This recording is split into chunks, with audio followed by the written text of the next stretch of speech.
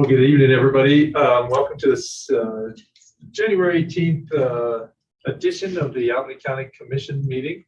We're going to start right up with the fiscal 2020-2021 Albany County audit. And Jason, I see you there. Are you going to walk us through that? Yeah, absolutely. Is this Pete that's speaking? Hey, Pete, Yes, can you please start Jason, the recording? Yeah, it's.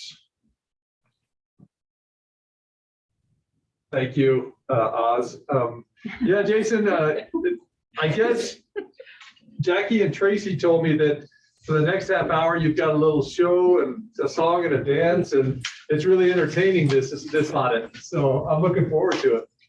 I'll talk about it like.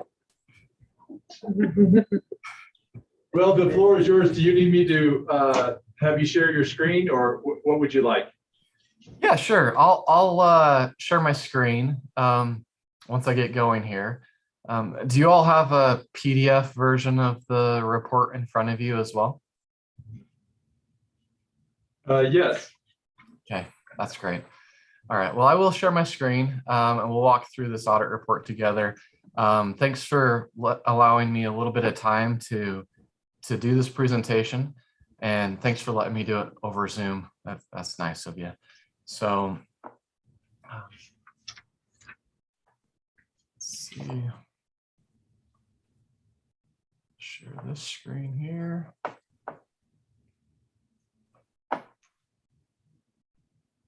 Okay, what we'll do is we'll start at the beginning. How's that? So what we're going to do is look at the auditor report. You know, the audit report itself is, we're able to give an opinion over the financial statements because of all the work that we did. We went a little over budget on our hours this year, spending right about 500 hours going through the county's operations and transactions, and then the two component units, both the fair board and the library. So a lot of time and effort was put into it by the folks at our firm here. And, you know, I appreciate their efforts. But furthermore, you know, it takes a lot more hours for Jackie and Tracy's teams to, you know, accumulate all this information throughout the year. And so as a result of all of our work, we're able to form an opinion over the financial statements. And our opinion is, as it shows here, that we believe that these financial statements are fairly presented in all material respects in accordance with GAAP. And so you have a clean opinion over your financial statements for this year. And the order of this report, like if you were to compare it to last year's, which I'm certain that you will tonight when you get home, you'll crack open last year's and this year's, you'll add them together. Just, you know, well, there are some new SASs. SAS stands for Statements on Auditing Standards. The new SASs that came out, applied for this year, we early implemented with COVID and everything. A lot of the accounting standards folks are, you know, GASB and such, they're delaying some of the implementations. But we early implemented this, and it's just a new layout. You know, these paragraphs are just virtually in a different order. And there's a few different paragraphs like down here where it talks about performing an audit in accordance with GAS, which is generally accepted auditing standards. So really exciting stuff, but otherwise, you know, mostly the same report that you're used to, and a clean opinion. So with that being said, now we're going to go back a little bit further into the report. We're going to look on page 68 of the PDF file. Page 68 here of the PDF file. And you're able to see this screen, right, where I'm moving the mouse? Yep. Okay, awesome, thanks. Okay, so this page here, this is our report on internal control over financial reporting and compliance and other matters. This is required under government auditing standards. So we issue a report like this anytime we do an audit in accordance with government auditing standards. Those standards require that when I myself and our firm, when we come in and we plan and perform an audit, we have to consider and gain an understanding of the county's internal control structure. And when we get that understanding, that helps us as we plan the different tests that we're going to do over the different transactions that you have, or transaction classes that you have on your balance sheet and on your income statement. And so when we do that, and we do that every year, take a fresh look at your controls and the systems in place. When we do that, if we find while performing the audit, if we come across any deficiencies or material weaknesses, then we go ahead and we report it here. In the current year, there's 2 material weaknesses that are reported, and there's 1 significant deficiency under this requirement for us to look at the internal control structure of the county. And we'll get to the details behind those 3 findings here in just a minute. Now we're going to go down 2 more pages here to page 70 of the PDF file. Because of the amount of federal awards that the county receives, the counties are required to receive an audit in accordance with uniform guidance for each major program. So for the current year, we did find, as a result of the work that we did over the programs, and there was only 1 major program, that was the Coronavirus Relief Fund money. We did find 1 significant deficiency that is required to be reported to you. So we have a few findings to talk about. Before we get to the exciting part, which is me being able to talk about the numbers, because I mean, that's really all we want to talk about is the numbers, right? But we got to talk about a few of these, recommendations first. So we're going to flip down here to page 73 of the PDF file, page 64 of the report. So the first finding that we have is it's over revenue recognition. So with our auditing standards, we're required to look at revenue recognition closely. And in the current year, the county received nearly $3.8 million under the American Rescue Plan. So that grant, you receive that money, but the problem is that money wasn't earned yet, and it had been recorded as revenue. So when the money came in, there was a debit to cash and a credit to revenue. Really exciting stuff here, because we talk about debits and credits. This is like the best part.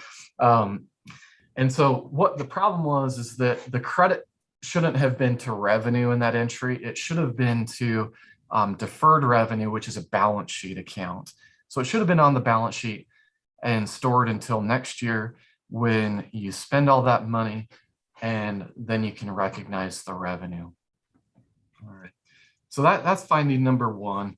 To be honest, I'm not very worked up about that finding. I pointed that out to the county treasurer, and she understood, and I don't think that kind of mistake will happen again. This is, with all the COVID money that's been passed around, I honestly have had, with both, school districts, counties, cities that we audit, I've had more findings than it seems like ever before. And so, some of it's ticky-tack stuff, but it's things that need to be reported and paid attention to. And it's just new situations that are coming up as a result of some of this additional funding. And that's certainly the case with finding number 1.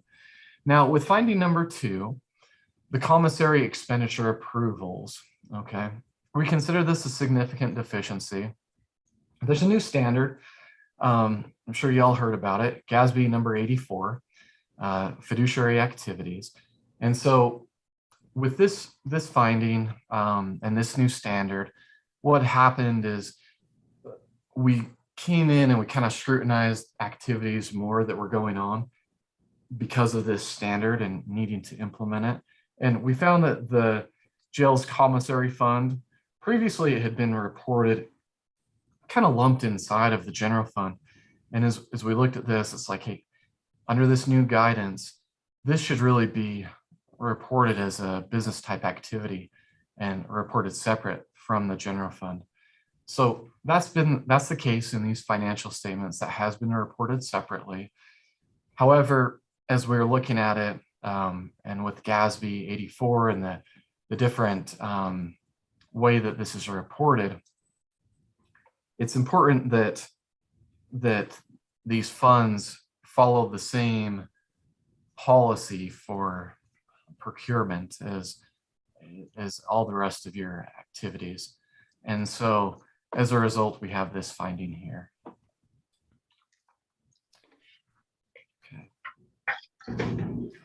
Finding, are there any questions before I move on? Sorry, I didn't pause for any questions after finding number 1. Sure, Vera. Any? None, Jason. We'll save them up to the end, I guess. Okay, that's just fine. No worries. It's kind of awkward sometimes on Zoom like this to, you know, I'm not looking into your eyes and that kind of a thing. So, did that sound creepy? Okay, I didn't mean it. Just a bit.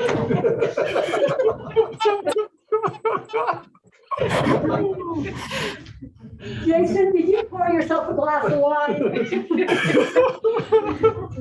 You know, the thing is, I just have lots of fun when I do presentations like this because people ask me to talk about this for an extended amount of time, you know. I just don't know what to do, I guess. Now, okay. Jason, you had us at GASB 84. Right? I mean, it's clearly what we were wanting to talk about, you know, this evening at 5:45. So I know it was for me. Okay, so finding number 3. All right. This one we report as a material weakness. I think that most people in this room are probably aware of. We came in with the Fair Board. There was the accounting records were not complete when we began the audit, and so because it's just, you know, months and months of missing information, we're reporting this as a material weakness. And you know, the recommendation is simple: just, you know, create a formal policy and procedures to make sure bank reconciliations are reviewed and performed timely. I think this was a one-off thing because of the turnover that happened over there. Nonetheless, this is how we report it here. So, and then the last one related to the federal awards. In the CFA preparation process, there was a mistake that was made wherein the county reported as an expenditure money that had actually been returned back to the state of Wyoming. And, you know, under the rules there, you know, again, let's talk about debits and credits. So really you know, when the money was returned, it should have been, instead of the debit going to, you know, because you credited cash for the cash leaving and you debited expense.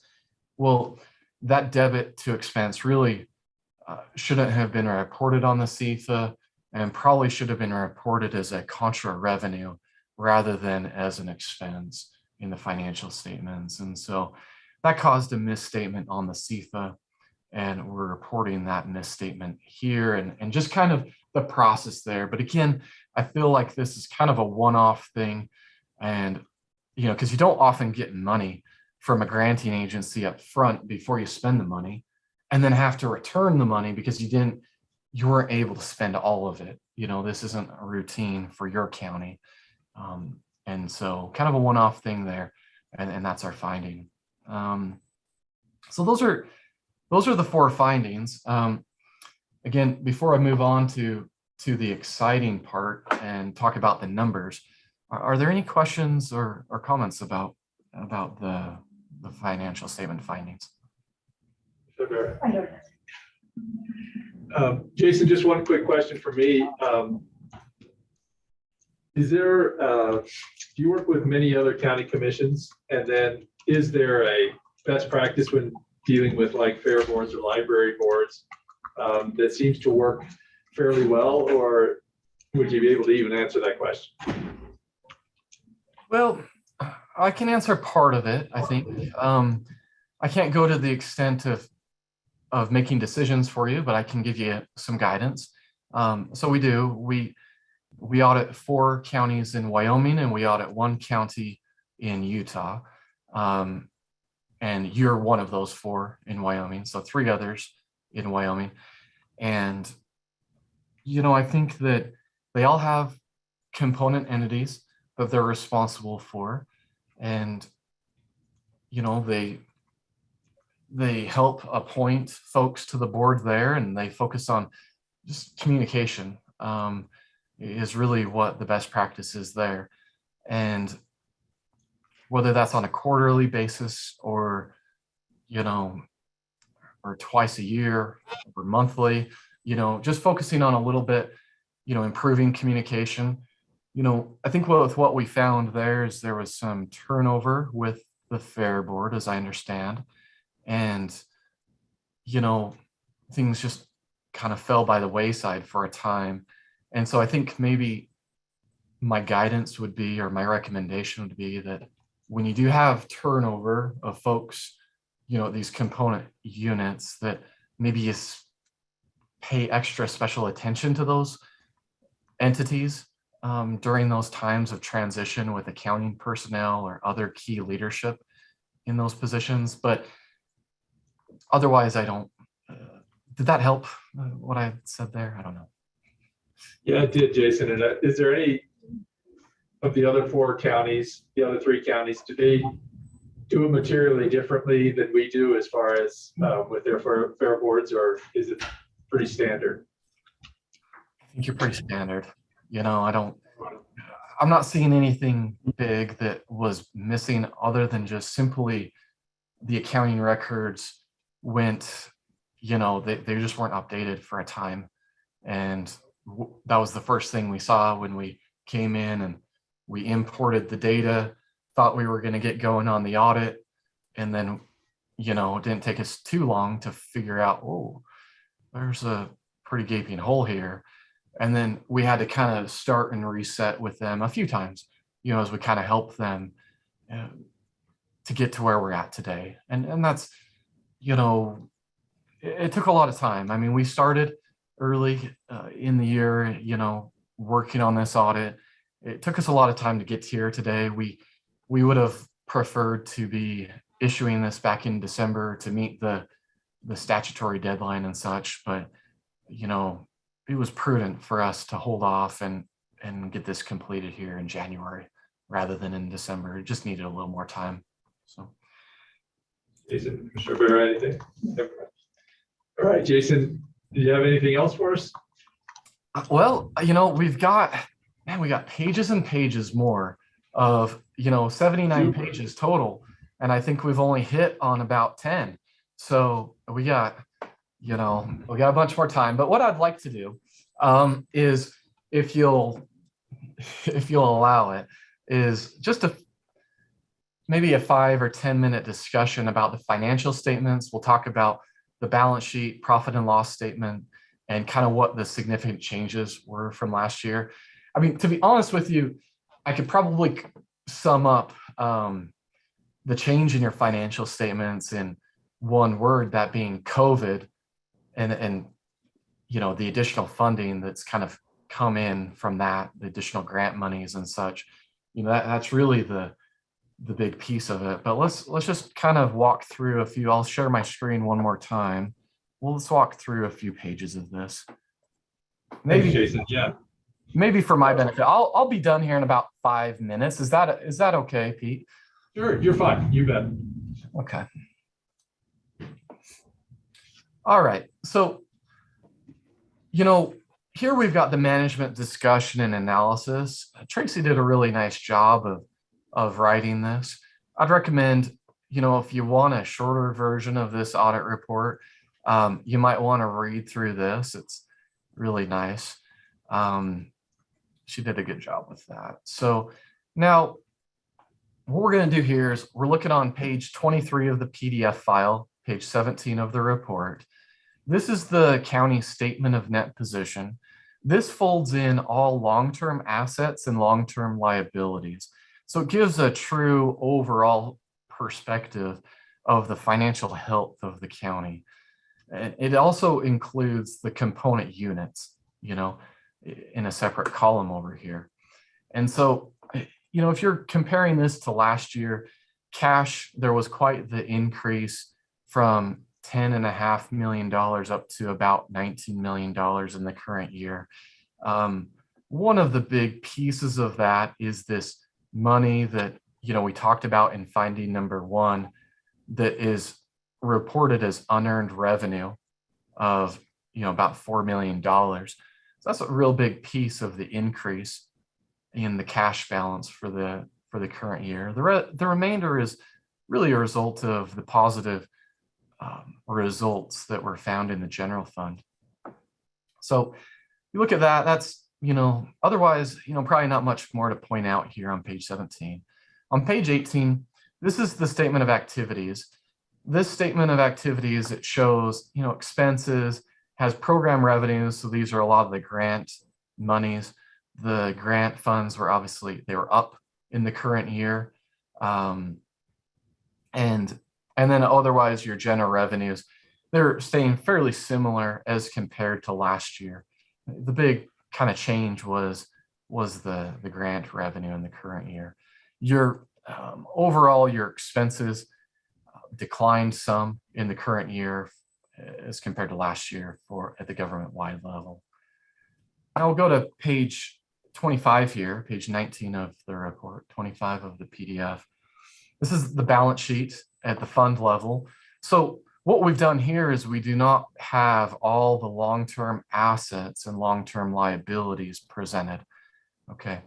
And so it shows this on a different basis of accounting because the GASB really, wants us to show this, and this might be more similar to what you're used to seeing because it's closer to a budget basis or a cash basis, closer but not quite.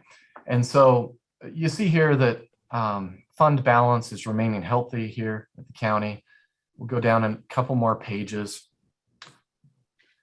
Overall revenues, all right, for the general fund are up in the current year, primarily driven off as a result of the new funding from the federal government. And positive results, you can see a net change in fund balance of $6.2 million. So positive results there. I can see the efforts that were made as, with budgeting and trying to trim expenses with last year, and the positive results that resulted from that. Of course, you've got one-time monies with some of these grants, and I'm certain that this whole time is difficult to navigate, from a budgetary standpoint and a governance standpoint as well. Otherwise, we've got the proprietary funds, we've got the new column for the commissary fund here, the internal service fund, similar results. Cash is down just a little bit as compared to last year. And you can see the results of that over here on the income statement, where revenues and expenses, and there's a little bit of a loss in the internal service fund, but that's okay. I mean, that fund balance is still rather healthy. Otherwise, okay, I chopped off another, 15 or so pages there, maybe. There's still some more, light reading for you for later, but with that, maybe I'll call that a night and let you ask me any questions and any special requests you have for any other pages that you would like me to explain. I will take those now. Jason, Commissioner Barrett. Jason, I'm just looking forward to getting home after this meeting and really looking over this report. So, if I should have questions, you have your contact information, correct? Yeah, absolutely. Jackie, Tracy, they can provide that to you. And I know I'm kind of like tongue in cheek. Maybe it sounds like I'm sarcastic, but I really do enjoy my job, and I enjoy these financial statements and working with the team out there at Albany County. And I would be more than happy to answer any questions that you have. related to the financial statements. The GASB doesn't necessarily make these financial statements, in my opinion, that easy to understand for your average person.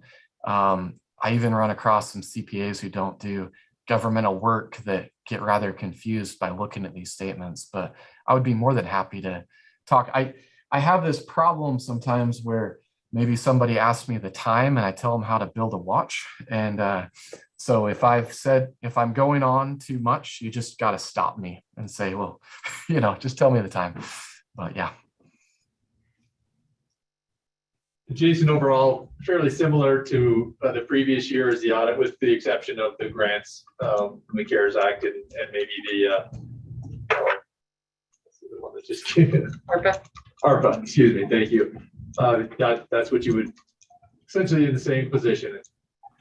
Yeah, very similar, very similar. And here's the thing to remember about these audit reports is we had 4 findings and we call it as it is on that regard. But one thing that I can't do is I can't put in golden stars into my report and say all the good things that management's done throughout the year. But I'll say that, it takes a lot of effort for those folks. And it seems like they sure do their best and sure do a pretty dang good job with what the resources they have and everything. So I'll add that. Hopefully I don't get kicked out of the CPA profession for saying that, but. So Jason, with the 4 findings, they seem to be easily processed. Make a few process changes and then we would not be there next year is my hope. So my thanks to you for finding them. You can always do, a county or any entity can always do their work better. And so if you don't have somebody outside eyes pointing that out, then it's hard to see that yourself. So thank you. Would that be a fair statement that it's just a few process ideas might be helpful with regard to those 4 items that you talked about? Yeah, absolutely. And I think that's the thing is that each year we come in with, kind of a clean slate and we try to look at things fresh and new. We've been auditing your county for a few years now, but we try to do that each year and try to provide, sometimes here's the thing is that we might have best practice recommendations that we provide to management. And sometimes we have things that we're just compelled to report in this audit report as well. And so we try to give a good dose of both. And I agree with you that none of these findings, while important and should be remedied, none of them stand out to me as being overly difficult to remedy or to fix moving forward. Thanks, Jason. I'm sorry about anything. Yeah, Jason, and this, you pretty much explained that the findings weren't as serious as some of the findings I imagine you can locate and discover and all. But at what point do gold stars start being taken away with the number of findings or the severity of them?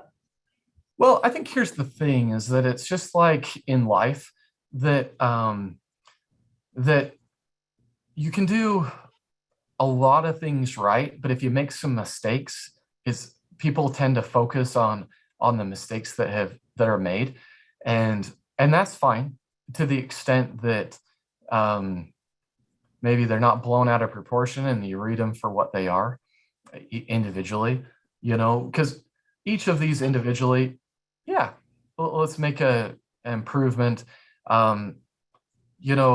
The comment about gold stars and this kind of thing. Well, I guess what I'm saying is that, we didn't find negligence or waste or abuse or fraud in our work. We're not charged with that in the audit necessarily to find that, but in connection with the work we did not find that. And, having dealt with Jackie and Tracy's group, they seem professional. They're good to work with. We have a number of clients that we deal with. Most of our county clients are good to work with because they're rather professional folks usually. But we get some smaller entities where it's more difficult to work with them at times. And we found the folks here at Albany County to be professional, to work with, responsive, and that they did a lot of work to accumulate all of these numbers throughout the year for us. And so hopefully that gave you the right context. Because I would say that if we were finding waste, fraud, abuse, or negligence where folks are just simply not doing their job, then, this conversation wouldn't, while I am reporting 4 findings, I wouldn't be setting this down quite the way I am with the tone that I'm doing right now if I had been finding something different. It would be definitely a much more serious conversation than while I think what I said was serious, the tone would be a little different. So I understand. Thank you. And, we find these departments totally professional throughout the year, not just around audit time. Thank you. Yeah. Well, Jason, thank you so much for taking the time to present to us and walking us through that audit. If we do come up with any questions, we can fire you an email at any time. Is that correct? Yeah, you're welcome to send an email, and if it warrants a discussion, then we can set up a discussion, over the phone or over Zoom, as it calls for. And so, yeah, absolutely, I'm happy to discuss it further. Because most importantly, I think that management, there are responses to all these findings. As you flip further back through the audit report, we didn't go over those together, but there are responses, and you can go ahead and read those responses as well. And I'm hopeful that these matters will be fixed going forward. So Thanks so much, Jason. I do appreciate it. Have a great evening. hey, see ya. Thank you. Yeah. All right, so I'd like to call the January 18th regular meeting to order. Commissioner Ibarra. Here. Commissioner Richardson. Here. Thank you, and Commissioner Gosar is also here. Would you join me and stand for the Pledge of Allegiance, please? I pledge allegiance to the flag of the United States of America and to the republic for which it stands, one nation, under God, indivisible, with liberty and justice for all.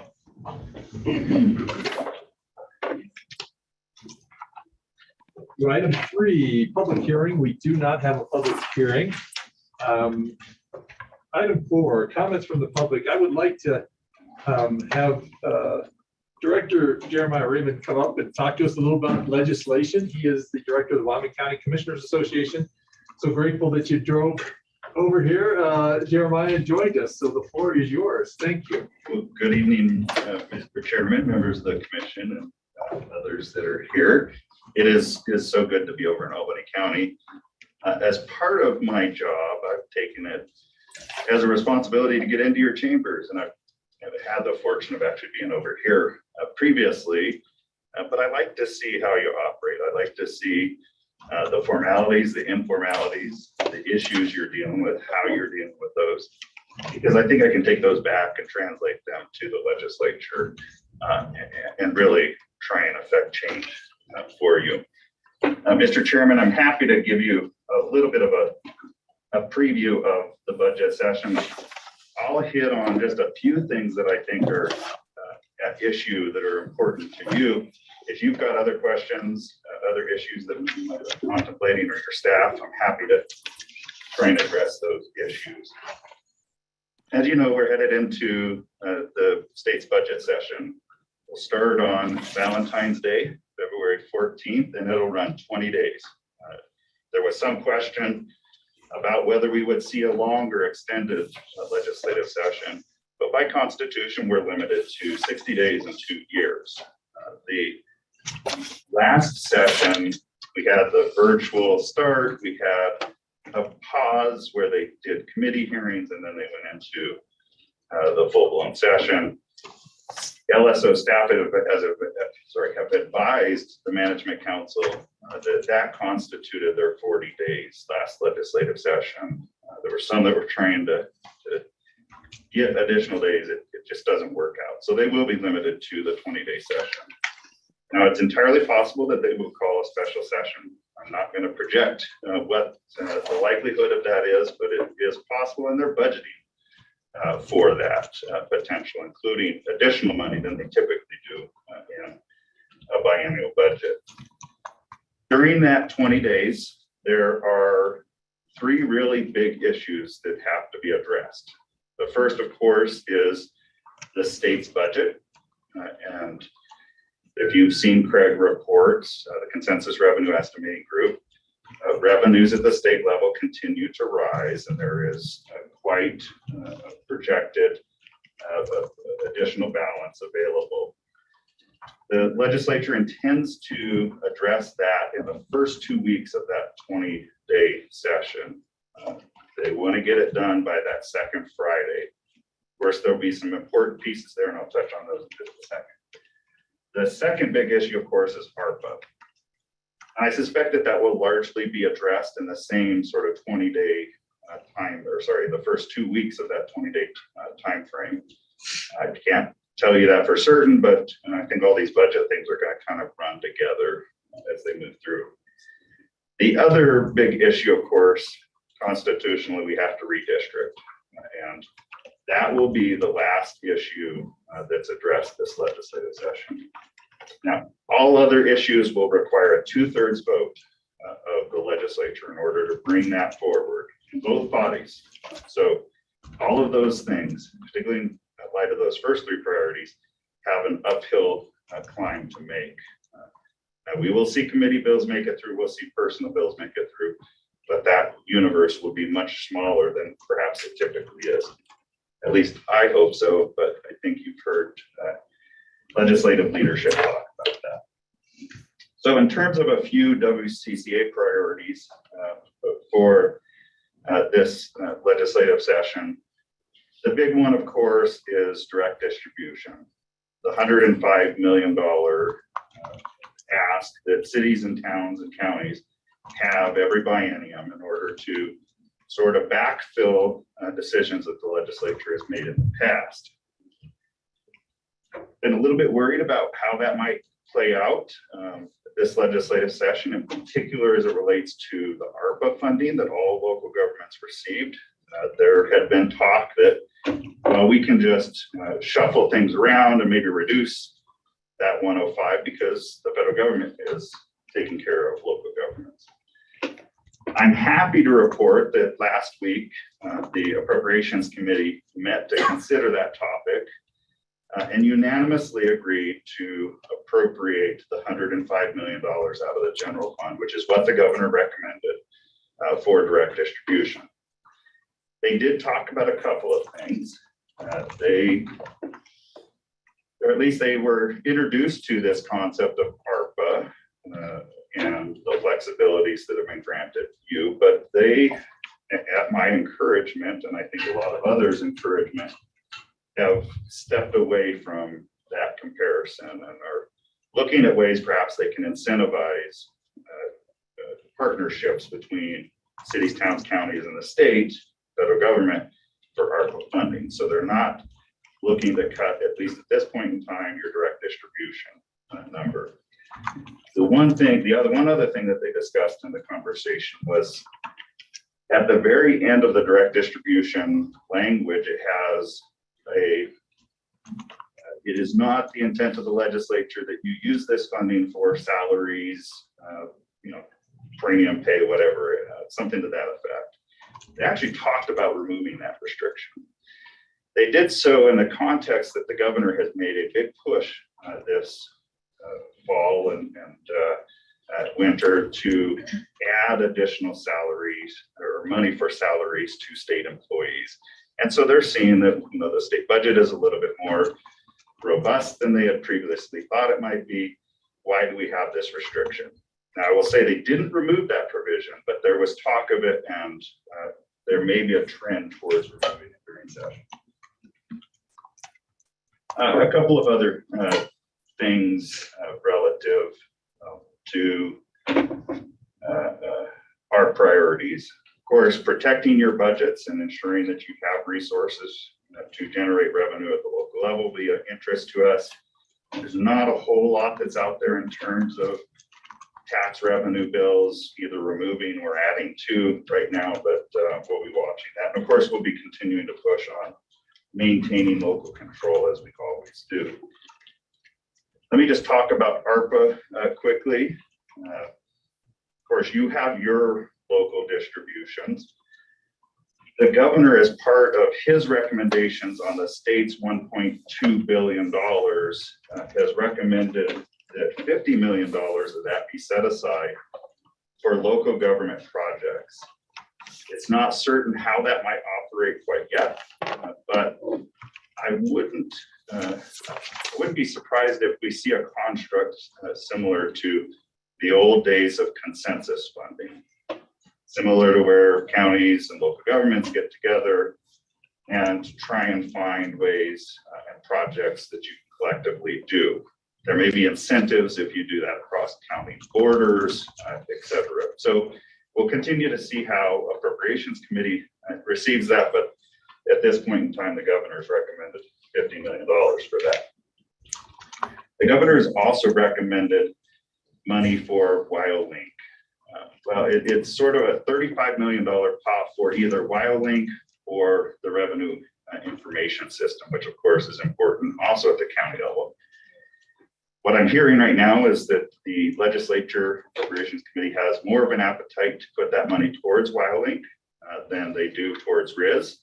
We'll see how that plays out with a robust Wyoming system, and in particular, some sort of back funding for the system over the course of the next 3 or 4 years. Obviously will help local governments. One, it protects you from the faux bills that you're receiving right now becoming real.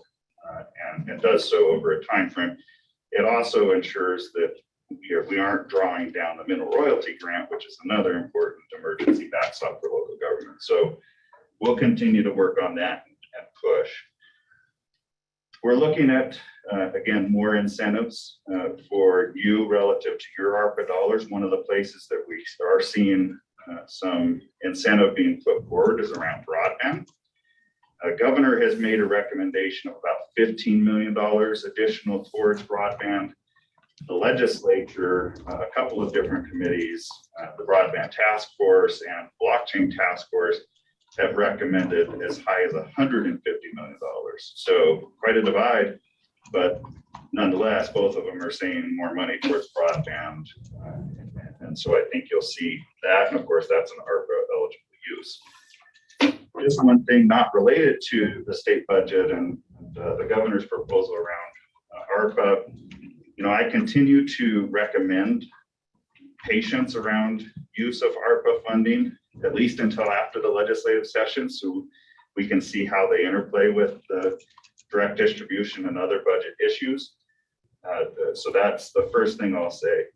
The second thing you've probably seen in the last 2 weeks, the new U.S. Treasury Guidance that says up to 10 million of your local government distribution can now go towards any governmental service that you would typically offer, which essentially means all the restrictions on Albany County's allocation under ARPA have most of the strings removed from it.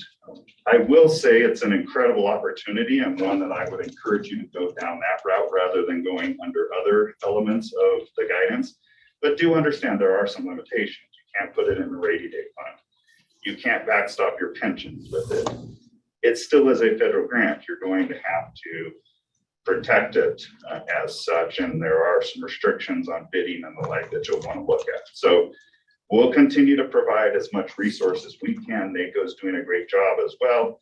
We'll put both of those to you. The third part that I wanted to mention, and it's relevant to the last conversation you just had, is that the state has hired Clifton Allen Larson, I think it's Clifton Larson Allen. It's a Denver accounting and auditing firm to assist the state as well as municipalities and counties to go through ARPA. So if your staff need to call a hotline, that will be available to you here shortly. I'll complete that once it's available.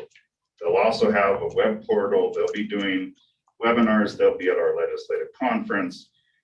It is a resource for you. Now, the one limitation that does exist is they won't do auditing for you. So you will have to have that, but the hope is that you won't have missteps with the use of the ARPA. And again, if you go into the revenue replacement $10 million option, you're going to have less strings attached. It should be a lot easier. Hopefully there aren't as many missteps there. Mr. Chairman, the last one that I'll kind of just end on, because I know it's been of interest to you all, and I appreciate your work on the county road and construction maintenance program. We do have a bill before the Transportation Committee that they have sponsored. We have agreement with the contractors in the state to make some changes to that program. In particular, you will now have the ability to go up to $75,000 threshold where you can do the work yourselves rather than having to put that out for bid. Previously, that was, I want to say at 50,000. We're moving it up just a little bit. It's different than other contract preference laws in the state. So hopefully that provides some relief. In the past, you also haven't been able to use that funding for purchases of equipment. Now, you're not going to be able to use it for purchase of all equipment, but we have got an agreement that you can set aside $100,000 a year towards the purchase or lease of a road grader, which we've all agreed is an absolutely essential tool for county maintenance of roads. So that I think will likely get support throughout the session and hopefully will become law next year. With that, Mr. Chairman, I'm happy to stand for any questions that you might have. Hopefully that provides a little bit of a preview of some important things. Thank you for your time. Thanks, Jeremiah. I appreciate it. Commissioner Barrett. Yeah, thank you very much, Jeremiah. One question is, the governor still intending to put as much of the funds into a rainy day account that he had stated earlier? Has that changed at all? Commissioner, are you talking about the general fund additional balance, or are you talking about ARPA? So again, one of the prohibitions on ARPA is you can't put it into a rainy day fund in any instance, including if you claim revenue replacement, you can't put that money into savings. You actually have to deploy it towards governmental services. That is one of the absolute limitations. Now, that doesn't prevent you from using ARPA to do things that you otherwise would have intended to do within the construct of ARPA, and then using your savings over here to put into your rainy day fund. That's entirely open to your approach, and I think that's part of what the legislature and the governor will do. Anything else, Commissioner? Commissioner Richardson, do you have any questions for Jeremiah? I only have one, Mr. Chairman, and that is the direct distribution question. And what's the question? I think he said it's at 105. So it's going to stay at the 105 million that it's been. Yeah, Mr. Chairman, Commissioner Richardson, it will be at 105. Now, I should point this out. We just went through a change in the census. And so that will now be added into the equation, and it will change distributions in the state. So counties, municipalities that saw decreases in their population, they will see an impact. Increases impacted as well, but that will happen. So it won't be a one for one, here's what we received last year, here's what we're going to receive this year. I'll have a link in my next briefing for you, because LSO has at least tried to project what that could look like. And you can get a sense of where yours, and I might do a side by side so you can see. Again, they're all projections based on some data sets we don't entirely have, because that'll happen later this fall. But there will be some changes based on that one factor in particular. Perfect. Thank you. Thanks, Commissioner Richardson. Jeremiah, so I have a couple of questions. Thank you for getting back to me so quickly as I sent you emails out of the blue. And thank you for that. Has there been any discussion about the use of ARPA funding for healthcare workers, specifically public health workers? I know we're down a couple of nurses. I suspect that is something that's happening throughout. I went in my day job, I was looking to hire a nurse, and those jobs there's nursing jobs everywhere. So was there any discussion about that, or is anybody else not seeing that like we are? No, you will, Mr. Chairman, you will see some move from the state to try and put some resources towards those capacity issues. And it'll be in the hospitals, it'll be in our mental health and substance abuse categories. You'll see a lot of movement around that. I can't tell you right now what the dollar figures might be, but it's a pinch point and an important piece. You'll also see that the governor has suggested money should go towards rural ambulance service as another place. I think they're looking at potentially some competitive grants. I want to say it was $10 to $20 million that would go towards that. So I think, yes, you will see something. We'll see how the appropriations committee tries to address that, but it is a critical issue across the state. It's what ARPA is there for. It's what CARES Act was there for. So it should be used for that. Okay, and then the redistricting, and I know you don't have much control over this, but just some feedback. The map that came out recently that was passed, it divided Albany County into some Cheyenne, some Carbon County, and then some are. I'm not a fan, quite honestly, and I'm not sure many are. What's your thoughts as that goes forward? I know that they have 20 days and they have to get that map done in 20 days, and that's not an easy task. Where are we in that process? Can you give us any insight? Well, and admittedly, I was in DC last week, so I didn't get to watch the most recent iteration of the corporations committee work on redistricting, but there do seem to be two primary issues that are at play right now. One is, where does this one extra seat, or it really comes down to where does this half of a seat land? Does it go more towards the southwest part of the state? Does it stay over here in the southeast? Albany County's kind of pulled in that conversation between Goshen County and all the way over to Uinta. I can't tell you how that's going to play out. I shouldn't say it actually goes further north from Goshen County up to Weston County, who really has been in a position of having their entire county split almost three ways in terms of who their representative is. And so they're trying to become whole. I don't know how it's going to play out. I'm trying to support the clerks as best I can in that, understanding that there's a lot of local politics that are involved in this equation. The other major outstanding issue is, once you determine those House seats, how are we going to split the Senate seats? Are we going to nest House districts inside of Senate districts, 2 House, 1 Senate? There seems to be a faction of support for that, and then some that absolutely despise that notion. So again, I don't know how we got to get this House side figured out. And unfortunately, at least in the last iteration, Albany County is the collateral damage for this tug pull that's happening on those two ends of the state. Thank you. And then thank you for your work on the road maintenance fund. It is something that has been really useful to the county, and tried to make real changes to how we address that funding in the last year or two. Thanks, Tracy. Thanks, Jackie. And thanks, Rob, for that. But having this ability to up to 75,000, 100,000 towards a road grader will make a real difference.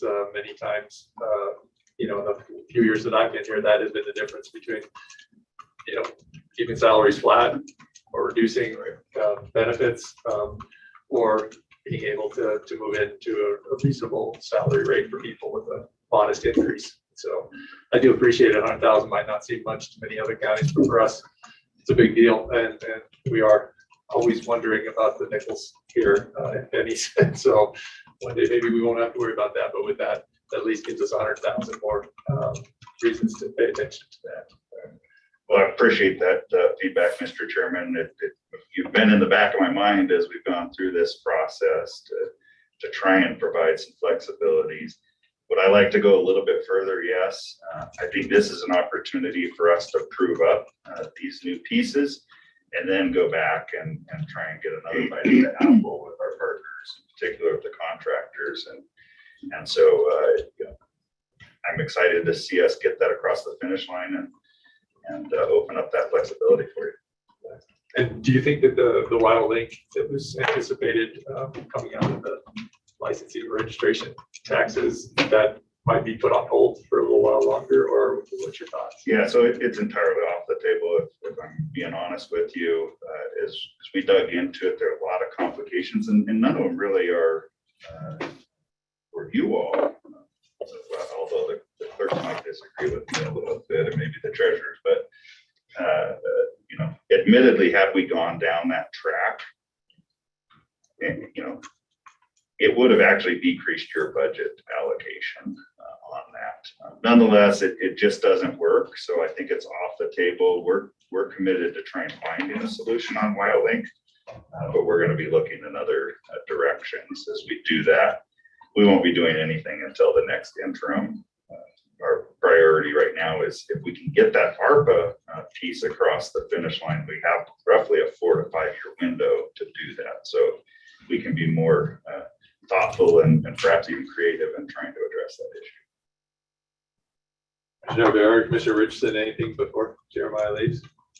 Nothing for me. Thank you. You're muted, Heber.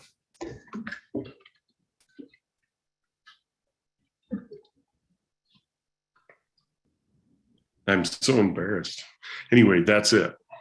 I don't have any questions.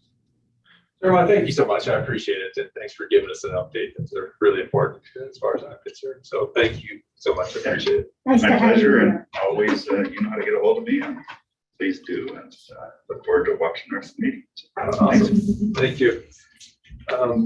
So we'll move to item 4, comments from the public. Would anybody like to make a public comment? We'll go first in the room here, and then we'll go online. Oh, good evening. Good evening. Good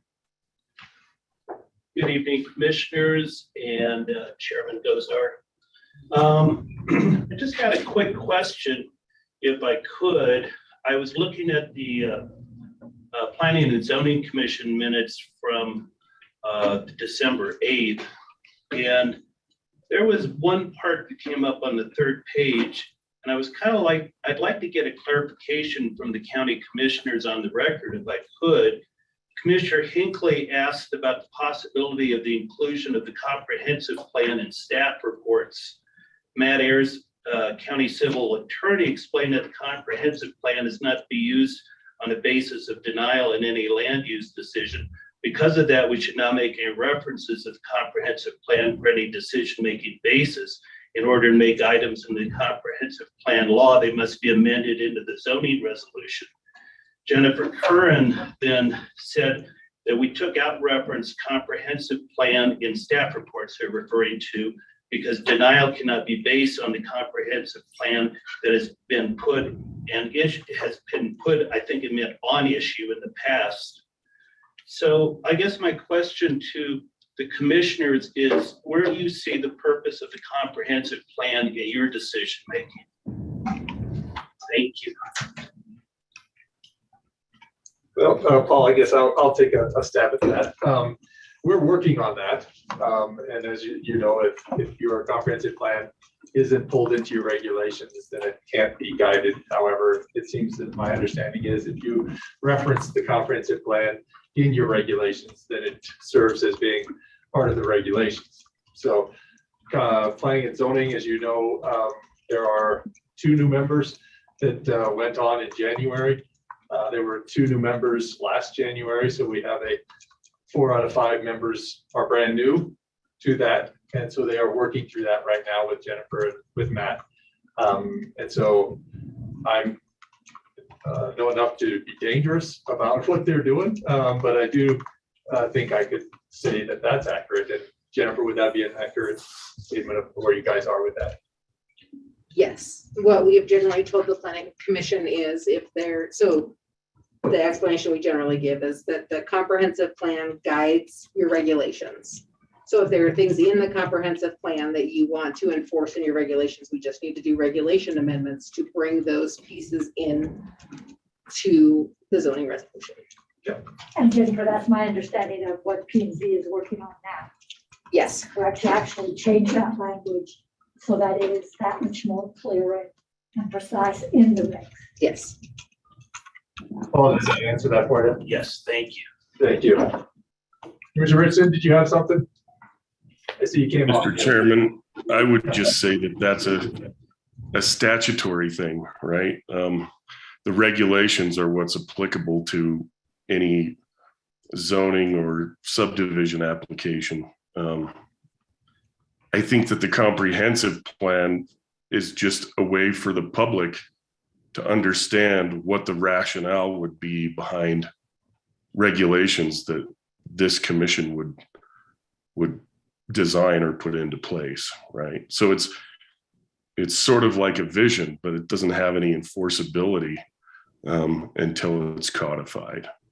And it's actually been a frustrating thing for me as a commissioner, because even when someone comes and asks us about the comprehensive plan or they cite it, generally it's people in opposition to something.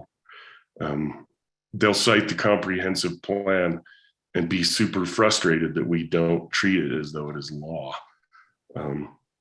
Because it's not, and even when we explain it to them at the time, they seem to have a hard time understanding that what it is for.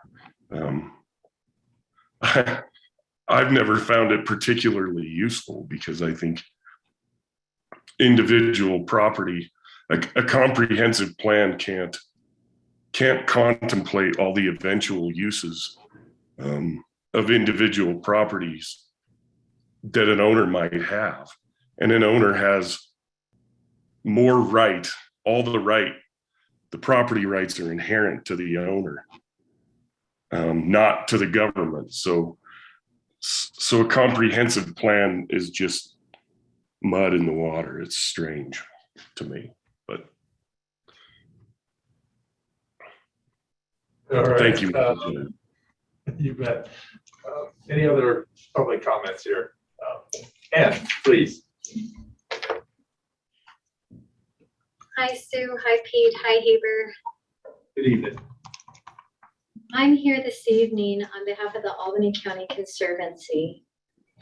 I'd like to strongly encourage the commissioners tonight to take a stand and deny additional wind projects within the exceptionally important wildlife habitats of Albany County. It was very eye-opening last meeting. Thank you, Pete, for bringing that specialist here. It's apparent that too much animal mortality in this regard, avian life, is already occurring.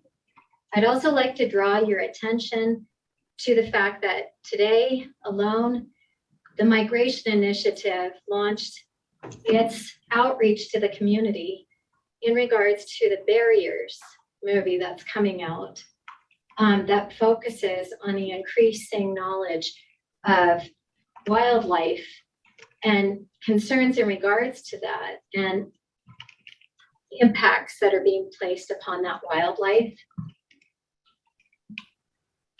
Wind turbines are a significant long-term threat to local populations of big game and avian life, as well as migration that occurs in this population through Albany and Carbon counties. Wildlife move freely between Glendive, the Never Summers, and Medicine Bow National Forest. I'm not a specialist, so I can't give you the science behind that, but I've done extensive reading on it, as have many others. You need to think of the long-term impacts to Albany County. in regards to natural, cultural, and historic resources. The area that you're talking about when you talk about Rock Creek has extensive archaeological values that other people more qualified than myself can tell you about. When you're talking about Wyoming, we're unique. We have county, state, and private land in a checkerboard formation. And if you're taking the concerns of Albany County residents to heart, you've listened to their concerns in regards to that. When I hear people speak, I identify that over 90% of my county can be industrialized. That's a concern to me. So it's a concern to me that you're voting, approving projects when we've identified that you have insufficient regulations. And I'm not the only one that has that concern. I sent you an email communication to all three of you with a letter. I do not feel that this is the state's responsibility or the federal government. This starts on the county level. That's why people are trying to communicate clearly to you and why they're reaching out to me. And that's why I'll continue to champion in regards to wildlife habitat and history in Albany County. These are resources to the people of Albany County. They are resources to students who don't have access to private lands, private investments to do that. We are the only county in the state that has not been gentrified. I think you should really take in regards the impacts that you're looking at when you talk about the wildlife, the cultural resources, and the history, and how they impact each and every individual in this county. Thank you for listening. Thanks, Sam. Thanks, Sam. Anybody else in the room here? Yes, sir. Could you give me your name, please? My name is Peter Bishop. Hi, Peter. Commissioner or Chairman and Commissioner, I appreciate the opportunity to speak to you today. I guess I just have two really specific questions. One, I'm just kind of curious, what is the agenda for updating the regulations? Because, I mean, I'm not usually one to be this active in our local government, so this is all new to me, but it seems like every time companies like Energy and whatnot get the benefit of the doubt when, you know, I just think we have to recognize that they're an energy company. And our job as, you know, residents and as commissioners is to look out for our community. Their job as a business is to make profit, which is totally fair. So I just am curious, at what point are there too many projects, wind projects specifically in Albany County? And at what point will we have to update those regulations? And specifically, I mean, I just think about, I used to work for a small nonprofit, Forward Wyoming, and I remember, you know, I did a lot of get out the phone stuff, and I was super excited to you about you getting elected. I was super excited about Barracks. I was like, okay, cool, we have solid leadership. And you guys have done a great job, but at this point, I mean, I talked to a lot of people that are within my circle, and there's just general fear of what is the future going to look like. Like, what vision are we going towards? I understand that we have to do our part for the climate change fight to make sure that, you know, we maintain the sustainability of our Earth or in our globe. But also, I think that needs to be matched with what are the interests of our community and how will this impact our community in the long term. At this point, I am very concerned, and I'm not. This is not a political thing for me. I'm not progressive, conservative. It's just more that, no offense to Energy, they're not from here. We are. We know this community. We know these places. We have our memories. We have our lives here, our families. I mean, I've lived here for over 12 years because I fell in love with the landscape. If we start industrializing it, when is too much? And where are we going to reach that point when we know it's too much? Can we maybe look down the road a little bit, if it's not too much to ask, to say, what kind of future do we want in this economy or in this county? I understand, you know, we've done with other types of energy, but I think it's really important to recognize they're still just an energy company, and they're still just looking to make a profit. We're trying to make a community, and we're trying to lead our community for a better future. Again, that's why I was really excited about both of your leadership. I helped hand out stuff for both your campaigns. I talked to you about why you ran. I remember you told me about Pinedale and how you hated seeing the natural gas, or, you know, how it was so polluted. I just ask you, please, I understand that we're all worried about climate change, but really think about what we're doing. Thank you for your time. Thanks, Peter. Anybody else in the room? How about online? If you'd raise your hand or just on YouTube, we'll get to you. Yes, go ahead, Aubrey, please. All right, thank you. Can you hear me okay? I'm clear, thank you. Okay, thank you. And I apologize, I'm not able to turn my video on. I've joined a couple times trying to fix it, and it's a Tuesday, Monday, so or Monday, Tuesday, however you want to say it. So thank you. Good evening, Chairman and Commissioners. Thank you for the opportunity to comment this evening.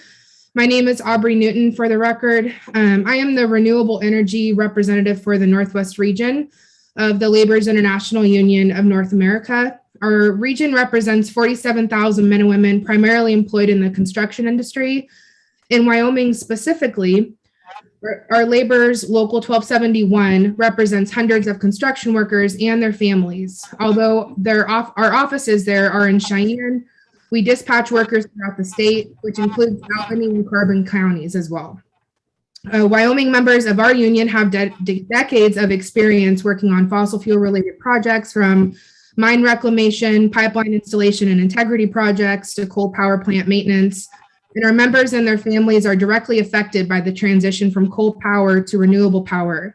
And the shape of our future depends upon the actions of elected leaders, such as yourselves and developers like Invenergy.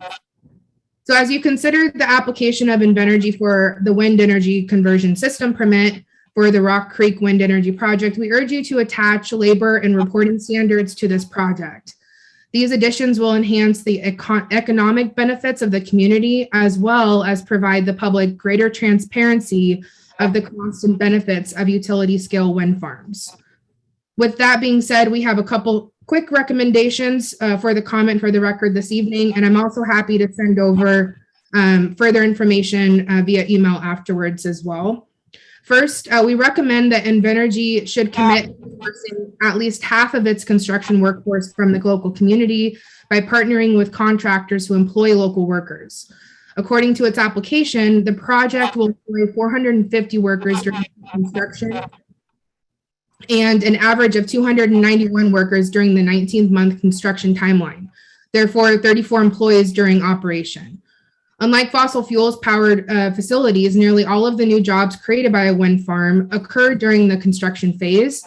Therefore, special attention should be paid to how energy sources its construction workforce. For your reference, there are 4 major crafts employed on a wind project. There's laborers, electricians, truck drivers, and heavy equipment operators. Of those 450 workers on site, Invenergy projects only 10% will be local. Invenergy also claims that it may have to use non-local workers because local workers are not experienced enough to build the project.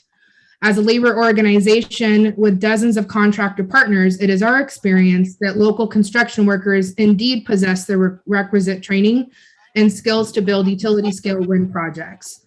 For example, our members routinely perform on-site civil work and prep activities for complex infrastructure projects, including site surveying, state flagging, road construction, and soil excavation. Our pipeline laborers have experience safely digging and backfilling trenches, and our members have worked on projects that require concrete foundations and pads. So therefore, we have experience assisting other trades, such as operators who maneuver heavy equipment, bulldozers, cement trucks, cranes. We also work with environmental inspectors to implement erosion and sedimentation controls. After construction activities are complete, we perform cleanup, reclamation to restore a site to its pre-construction condition. We also contour and reseed sites as required as well. So therefore, we believe it is an act for Invenergy to claim, and I'm sorry, I feel like I'm getting some feedback from the Zoom on here. But due to the lack of time, I'll wrap things up here. The 10% local hire estimate falls short of other energy projects in the state. For example, half of the laborers on the pipeline integrity projects for Enbridge and Phillips 66 are local workers. 90% of the laborers on mine reclamation activities are local. And 100% of laborers on maintenance projects at Jim Bridger and Dave Johnston plants are local workers as well. So therefore, we encourage you to require Invenergy to document efforts. on this, but also we asked to hire local workers and use Wyoming contractors prior to the approval of its application. The application already states regulations require developers to describe their strategies they'll use with local and state. However, they don't ask for a detailed plan of this. We believe the description provided in Invenergy's application fails to meet this burden. And Invenergy states it will require its general contractors to use local workers. But again, they don't state, however, only when it's commercially feasible, and it fails to disclose any mechanism to achieve these goals. From our experience, we've realized that developers who are committed to using a local workforce have several tools at their disposal, including pre-hire agreements, provisions in their bid documents, or RFPs that prefer local labor. And prior to approving this application, Invenergy should provide a detailed plan for how it will maximize the local employment, including during the contractor procurement and bidding process as required by the state regulations. Lastly, we encourage the commission to require Invenergy to submit quarterly reports of actual jobs filled by local workers as compared to out-of-state workers within this 19-month window. In order to fully measure the benefits and cost of major renewable energy development in light of the massive job losses predicted in coal, the public needs actual local job creation data. So during the permitting process, developers like Invenergy routinely provide economic impact reports touting construction impacts on employment and value-added activity, but the public lacks any information to measure actual impact. Therefore, understanding how many workers are local from Wyoming or from out of state provides a significant insight as to cumulative benefits to the local economy. As Invenergy itself states in its application, out-of-work workers are assumed to send their payroll remittance to their home states and limit their local spending to per diems for incidentals and accommodations. So on the other hand, we know through direct experience and through working with many people in the state of Wyoming, that in-state and local workers reinvest nearly all of their earnings and benefits back into the state and local economy. By requiring these local employment reports, the commission and the public can better weigh the net cost and benefit of renewable power development. With that, I appreciate you letting me get through that, the comment. And again, I thank you all for the consideration in this matter. Thank you. Thanks, Ms. Newton. Is Corey Lewis, I see you came off mute, or would you like to make a public comment? Yes, please. Hey, the floor is yours, Corey. Okay, thank you. And good evening, honorable members of the board. My name is Corey Lewis. I am the attorney for the Wheatland Irrigation District. I did speak last time when you considered this project in December. And out of respect for your time and everyone else's time, I will not repeat anything I already said, but I wanted to comment this evening specifically to talk about building a better Wyoming, a better community, and to provide for a better future. Some of the things we've heard so far tonight. And the biggest thing is that I can't speak for the other landowners that are within this project, but the Wheatland Irrigation District does own the Ringsby Ranch on the west end of the county, which is within the project boundary. And everyone should know that the Ringsby Ranch provides a very important fishery in the state at Diamond Lake. And some of the proceeds of this project will go towards things like that. And though that fishery is used by sportsmen within the area, including within Laramie. And I think that it's important to recognize that the landowners that were within this project are going to use those proceeds from this project for important things, including towards wildlife. I'd also like to mention that I didn't say this last time, which is that the Wheatland Irrigation District is one of the oldest districts. It could be the oldest district in the state. Its predecessor organized in 1881. So our infrastructure dates back to 1883, and we have a lot of work to do to upgrade.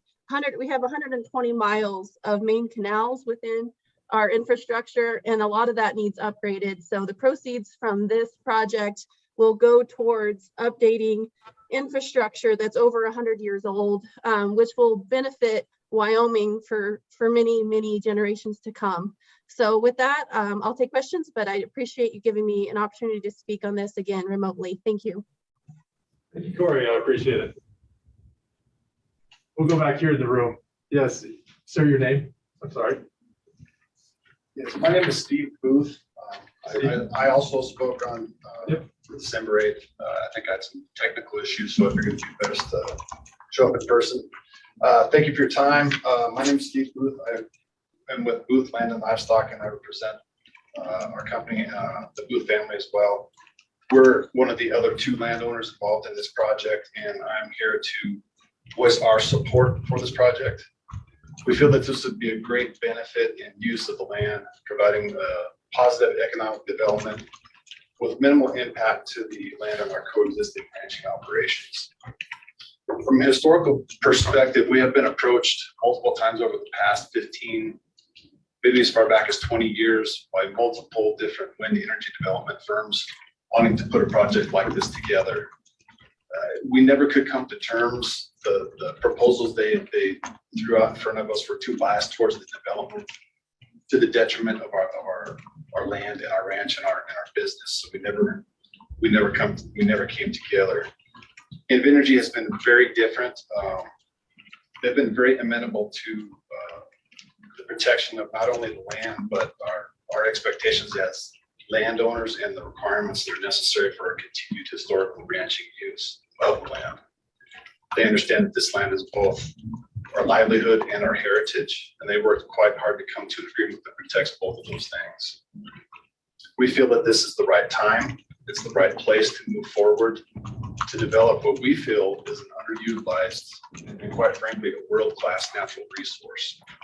And it's very much in demand by the American consumer. We also believe that this project is consistent with the history of the state of Wyoming in producing energy and meeting the needs of the American economy. Project like this, another important aspect to consider here is that a project such as this is very beneficial to family agricultural based businesses like ours. Agriculture, being as volatile as it is, it exposes businesses to extended down cycles that can be quite difficult, and if they are protracted enough, they can be impossible to endure. Alternative sources of income, such as wind farms, can be quite literally that lifeline to help sustain businesses through those difficult economic times. In short, and to wrap this up, I don't want to take up too much of your time. We're asking for your support for this project, for the overall economic, and don't forget the environmental benefit to the state of Wyoming, and also as we serve the green energy needs for the American economy. Thank you for your time. Thank you, Steve. Appreciate it. Anybody else online like to comment?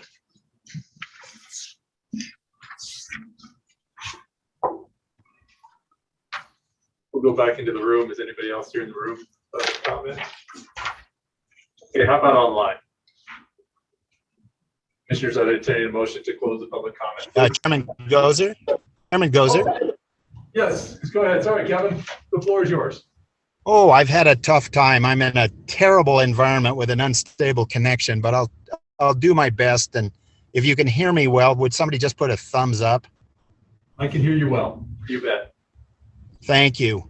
Like a number of the others who've spoken tonight, I spoke on December the 8th, and I won't burden you with repeating any of that, but I have learned since that meeting there is a national wildlife refuge about 12 miles from the boundary of this project off toward Laramie. It's called Banff National Wildlife Refuge.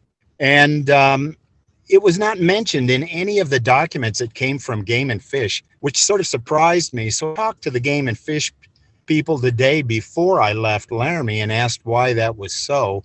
And the Game and Fish people told me that they have been instructed mainly to address very local concerns to the project, and they were unsure whether being 12 miles away was local or not. It's in sort of a gray area. But if you look at satellite photos of the ground between the Rock Creek project and the Bamford Wildlife Refuge, is wet, lowlands, it's animal habitat of all kinds. It is most specifically bird habitat. And it just seems to me that making birds work their way through almost a minefield of winds is quite a bit different than the wind turbines on the ridges off to the west. But it just to me that no one having thought about this, it seems to me that it just really deserves some recognition that there is this wildlife refuge, and birds are likely to come from Pathfinder. They're likely to come from other flyways that might take them through this wind farm. And rather than belabor the point, I just let you go. Will, however, mention that I have not been able to lay my hands on yet, but there is a published peer-reviewed wind farms on game animals, and I'm going to try to get my hands on that as soon as I can, certainly as soon as I get back to Laramie. At any rate, thank you very much for giving me an opportunity to say just these few more things. And Yeah, but thank you so much. I think you probably have cut out on us. Anybody else online like to make a comment, please?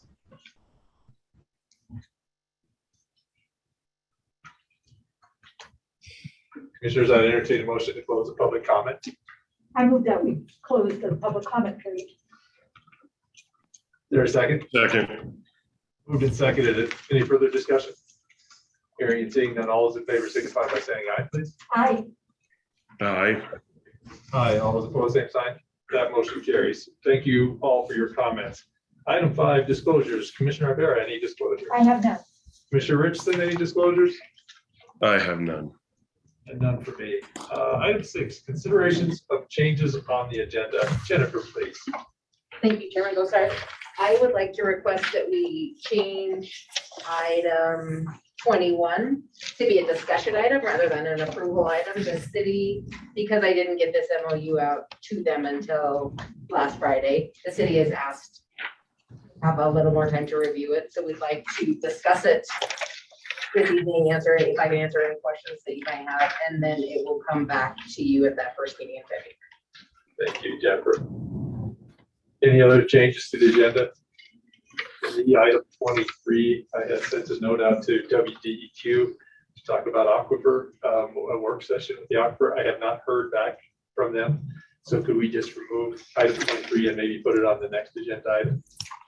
Thank you. Any other changes to the agenda? I'd entertain a motion to accept the consent agenda. Or approve the consent agenda. Yes, I move that we Mr. approve the consent agenda. Second. It's seconded. Any further discussion? Hearing and seeing none, all those in favor signify by saying aye, please. Aye. Aye. Aye, all those opposed, same sign. That motion carries. Next, item 8. Take from the table the Rock Creek Wind Energy Project application, WECS-02-21. David, you're with us tonight. Good evening. I am. Yep.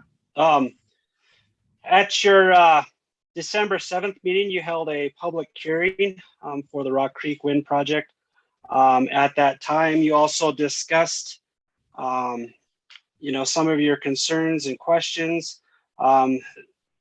One of the things you decided to do was to take a little bit more time to kind of review that and come up with some other questions.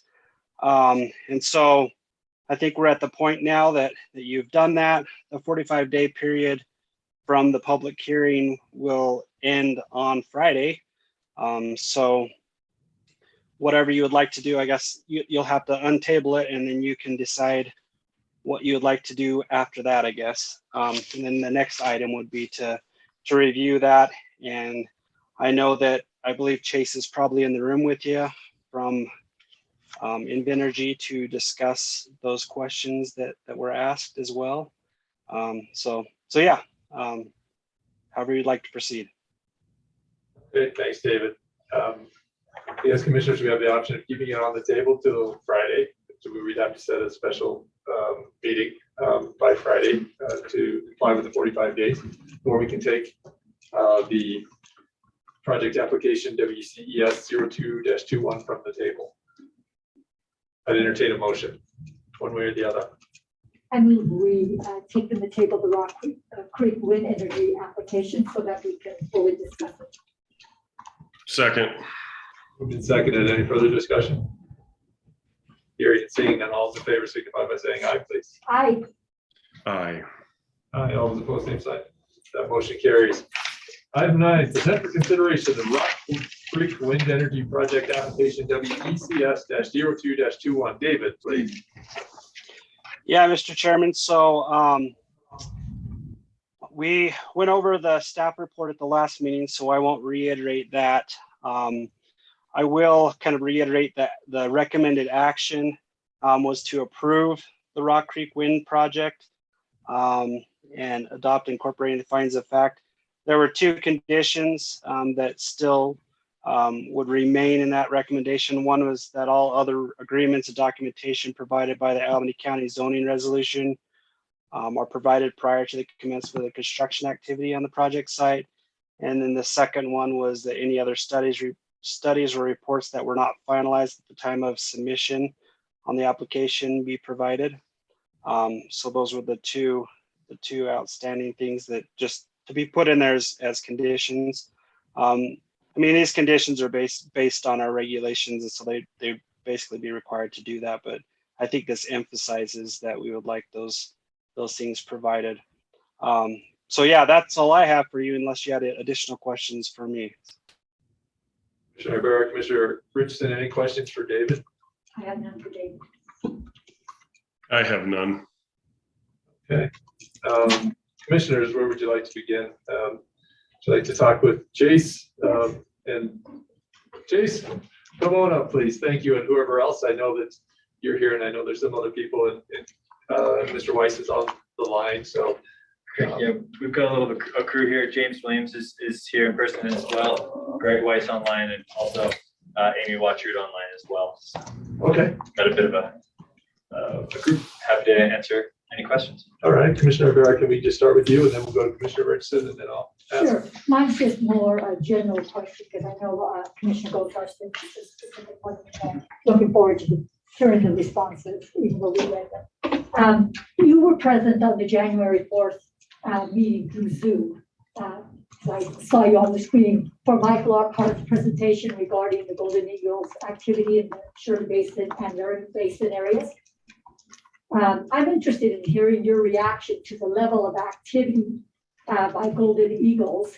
And one, were you aware that there was that much activity in that area? And if you feel that the Rock Creek Wind Project has provided significant mitigation to address some of Mr. Lockhart's concerns?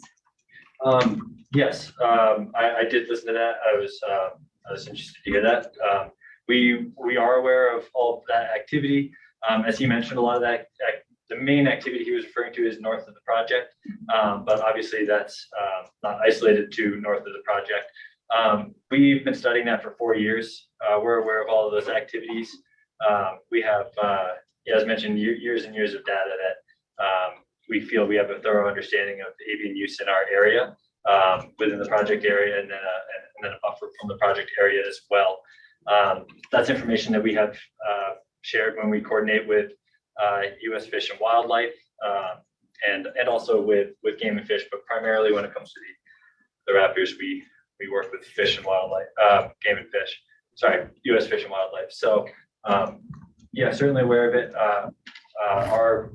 Our mitigation efforts right now are more of avoidance and minimizing specific, because obviously we aren't necessarily mitigating, as that's more future looking, and right now when we are avoiding and minimizing, that's something that we take into strong consideration when we put our project layout together. And so those the avian use as a whole, not restricted to the golden eagles that were mentioned in the presentation, but all avian use, we take that very close consideration.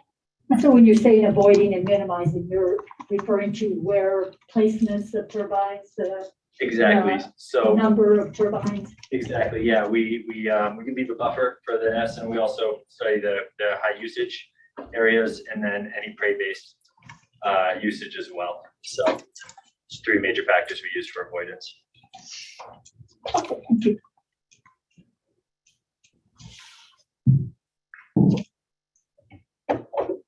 Anything else, Commissioner Rivera? Commissioner Richardson, while we have a power outage up here, do you have any questions or comments for Chase or anybody on his team? No, I just want to thank them for their patience. And so Chase, thank you for your patience and for complying with all of the requirements that we have in our books. Thanks, Commissioner Richardson. Commissioner Rivera, you back? Or should I? Okay. Chase, I know you guys are familiar with the letter from the Game and Fish dated October of 2021, I believe it is. October 21st, 2021. In that, there were some concerns cited. A monitoring plan that they cited with regard for 3 years of post-construction monitoring. There was also some concerns, design adjustments to minimize the amount of infrastructure being placed on mule deer crucial winter range, avoiding all ground disturbing activity and minimizing human traffic between November 15th and April 30th in portions of the project area. And then following U.S. Fish and Wildlife Services recommended outlining setback distances for wind turbine generators, an eagle conservation plan, proactive mitigation measures, smart curtailment, development of BBCS, of that plan for colloquialism. Have you met all of those, and where would we find that? Yes, so we are in close communication with them on all of that.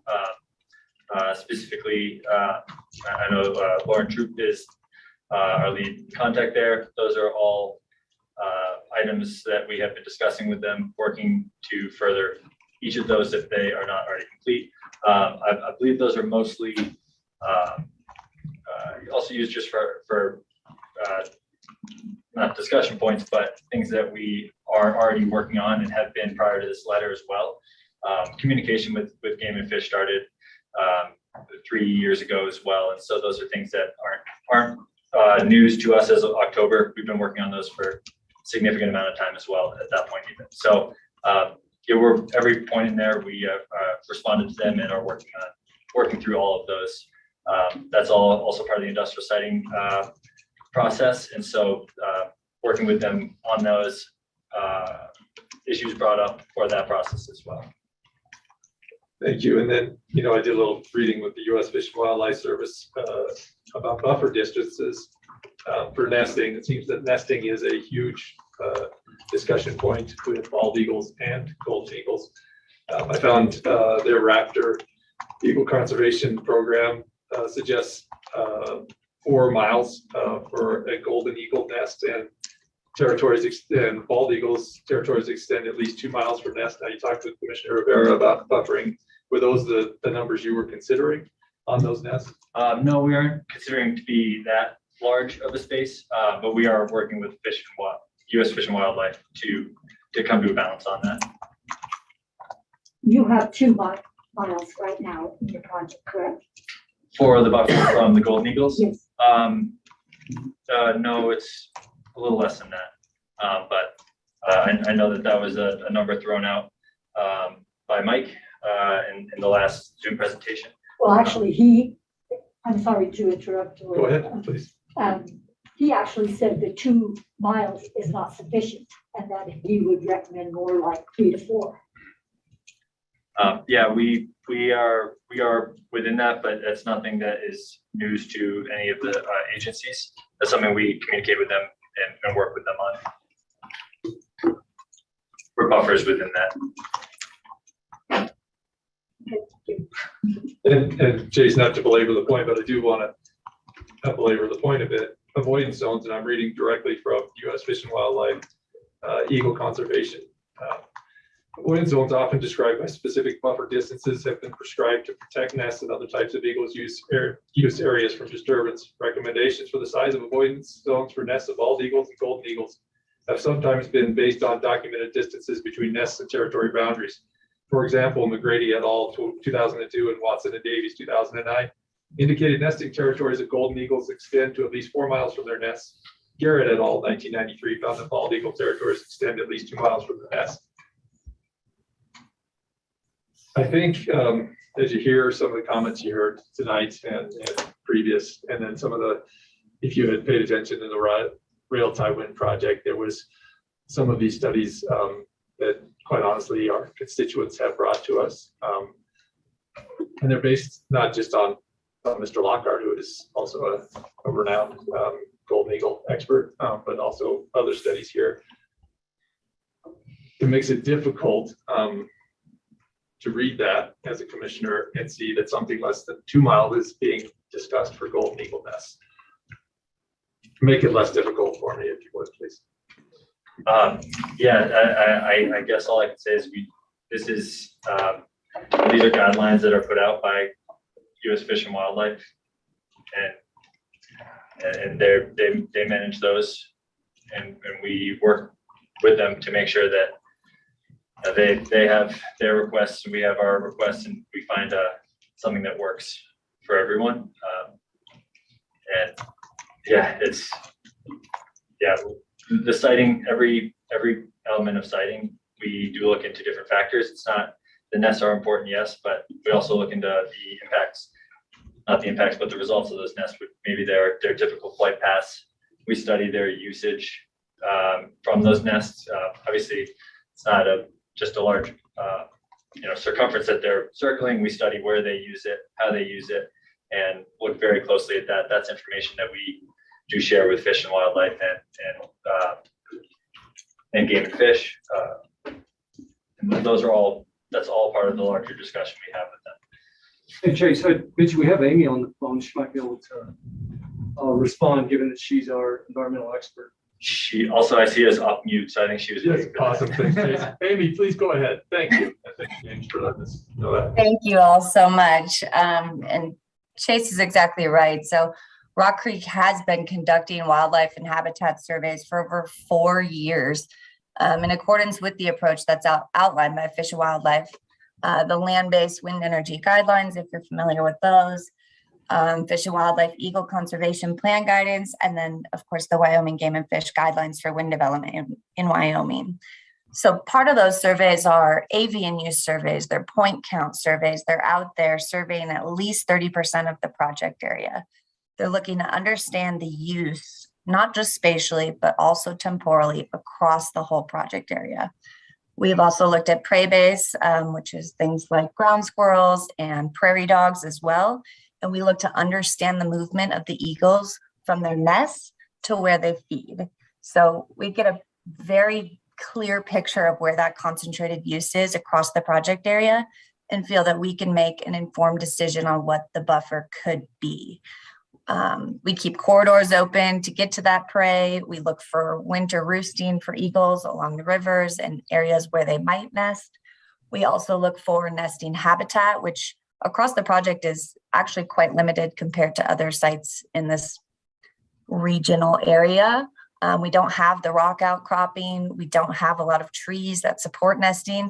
The eagle nest that we do have within and close to the project area, we feel that we have put a sufficient buffer on there to avoid and minimize that risk. And we'll continue to work with Pacificor, as they would likely be the eventual operator of the project. They operate many projects in Wyoming. I can't speak for the operational measures they will implement, but for us, it's been a lot of avoidance and minimization with that siting and what we'll do during construction as well. And Amy, this is Commissioner Gosar. Of those nests, how many of you have you cited, and then what is the average buffer on those nests? How many have we cited? So we have 2 bald eagle nests and 2 golden eagle nests that are within and adjacent to the project area. And we are at a minimum of 1.2 miles away with the closest turbine, but we really try to pull the majority of them further than that. Is that 1.2 on an eagle, a golden eagle or a bald eagle, please? It is on a golden.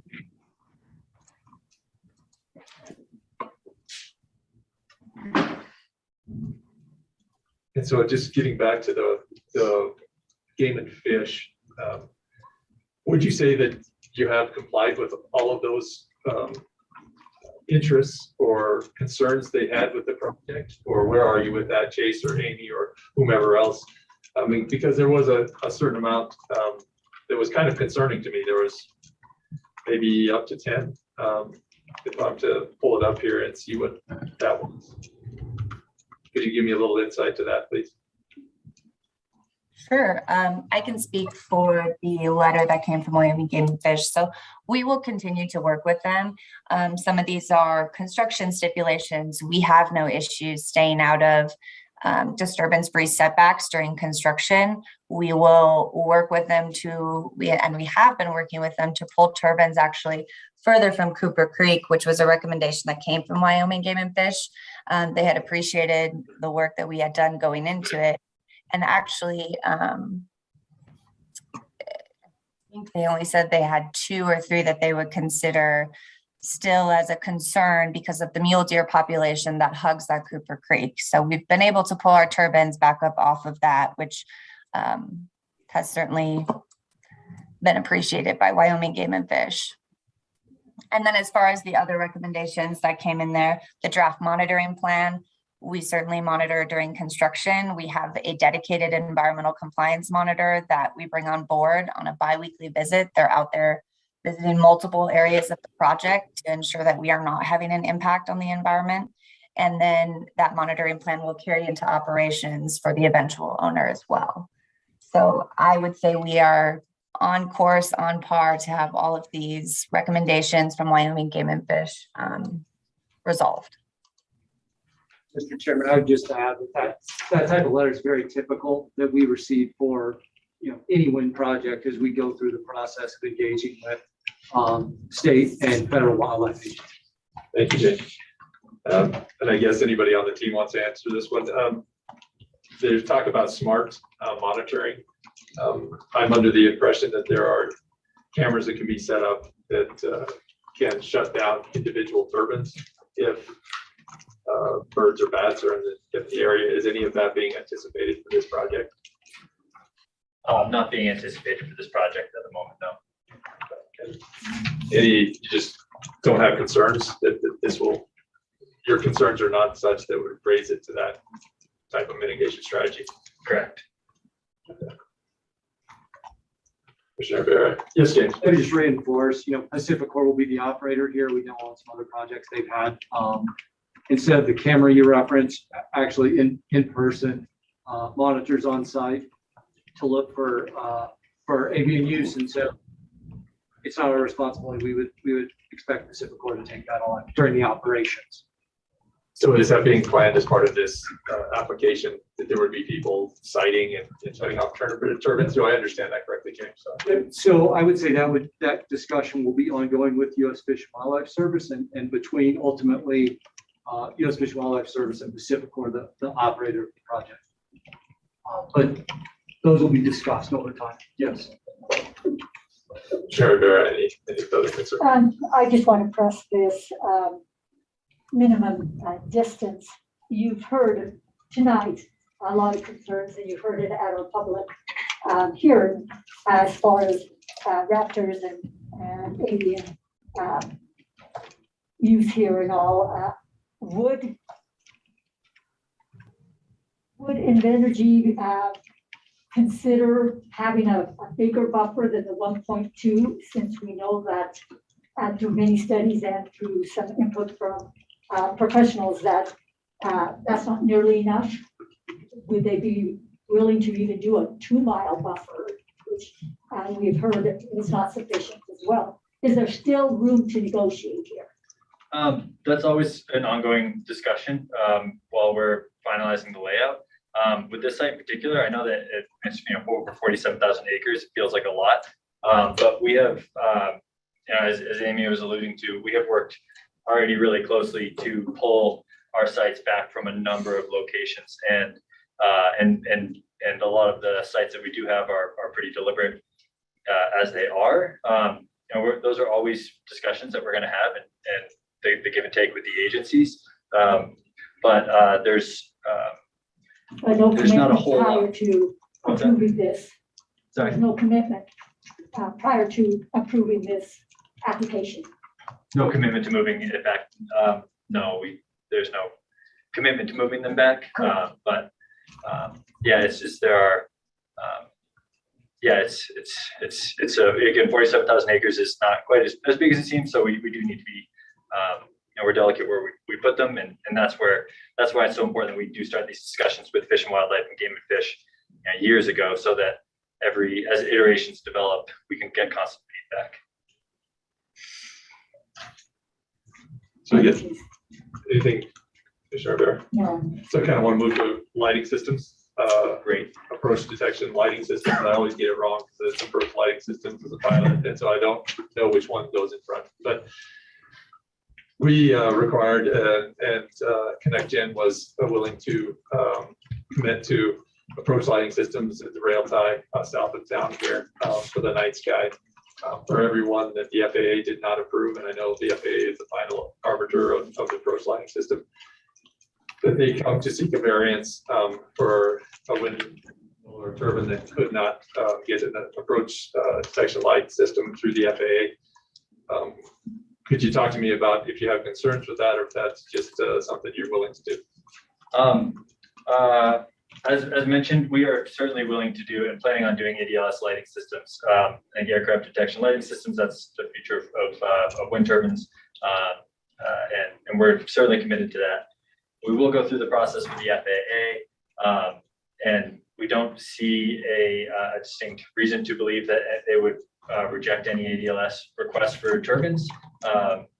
If they do reject the specific turbine per se, we're more than happy to come present that to you. And so I provided this in a letter back to you that I saw. I'm not sure if it made it onto the agenda, but a request that we had made was to adopt a similar language to what Carbon County put in their conditions, which does stipulate that we will use ADLS to the best of our ability to get that implemented. If it doesn't get approved for certain turbines, we will come up with a secondary Federal Aviation Administration approved plan and present that back to Carbon County. But it would still be FAA approved, and it would be we would want to share that information. So that secondary approval plan, I read that. Does the commission have to approve that, or is it just, hey, we're going to do this other thing? In Carbon, it would be a notification rather than seeking their approval to use that. Yeah. Okay. Well, and then also in the rail tie winds and ConnectGen, we required nacelle fire suppression systems. In large part, I think, and I think rightly so, having watched what happened in Boulder this winter with the fire that destroyed 991 homes. And as a person who deals in nacelles occasionally as a pilot, I understand fire suppression is very similar as I understand it. It's not anticipated to have nacelle fire suppression. Can you talk to me about that? Yes. So our plan is to use the standard fire safety equipment that is provided with the turbine manufacturers. That is what's used across the country, even in other most Wyoming projects. We feel that's adequate. And this is information also in the emergency response plan that's provided. There is a set response to any fire or explosion that is designed to contain the fire on the turbine of concern. The alarm system, there are multiple triggers throughout the entire turbine, not just the nacelle, that would kick off a number of immediate responses, including notifications and alerts. And and then the process goes into place to contain that. That's something that is certainly adequate at other sites around Wyoming and the country, and we feel be adequate here as well. Yeah, I'm sure you visited that nacelle that burned outside of Cheyenne and almost burned completely. And I'm not sure if it hit the ground or not, but I was surprised by the amount of damage done to that nacelle with the fire. It was really eye-opening, quite honestly. And I wonder, these projects can be contentious. And some more than others as there's more housing. Yours probably less than rail tie, of course. We had 45 minutes of comments today. We had 5 hours on rail tie. But I think that some of these things we discussed, I know they hit the bottom line, right? And it's a bottom line issue, but I do think that mitigation and addressing some of those things makes for good neighbors, and good neighbors makes for successful projects. And so I think that working with specialists in habitat, right? Not only the ungulates, but also the avian, thinking about nacelle suppression. I have an expert opinion on one time in front of the Industrial Siting Council, where it was mentioned with the rail tie that they were supportive of the nacelle fire suppression, but then they also cut our request for funding, quite heavily. Now, I'm not sure one begat the other. I suspect it might not have, but we are thinking, and I am preparing for the fact that the ISC will probably not request the requested impact funding will not be at the amount that we request. And so I feel a little better with the rail tie because there are nacelle suppression systems. Without those there, we are still operating in a volunteer fire department model. And that doesn't make it warm. We have unbelievably professional volunteer fire department, but they are doing work other places before they're volunteer firemen. And I don't know that I can count on the ISC, the Industrial Siting Council, to fund a more professional volunteer fire department. And so I know you're familiar with that, and I know you've probably been through more Industrial Siting Councils than I'll ever hope to go through. But I'll just tell you that's where some of my concerns come from. And I see, Mr. Weiss, I see your hand up. Thank you. And the floor is yours, please. Thank you, Commission Chair Gosar, and for the opportunity to attend by remote.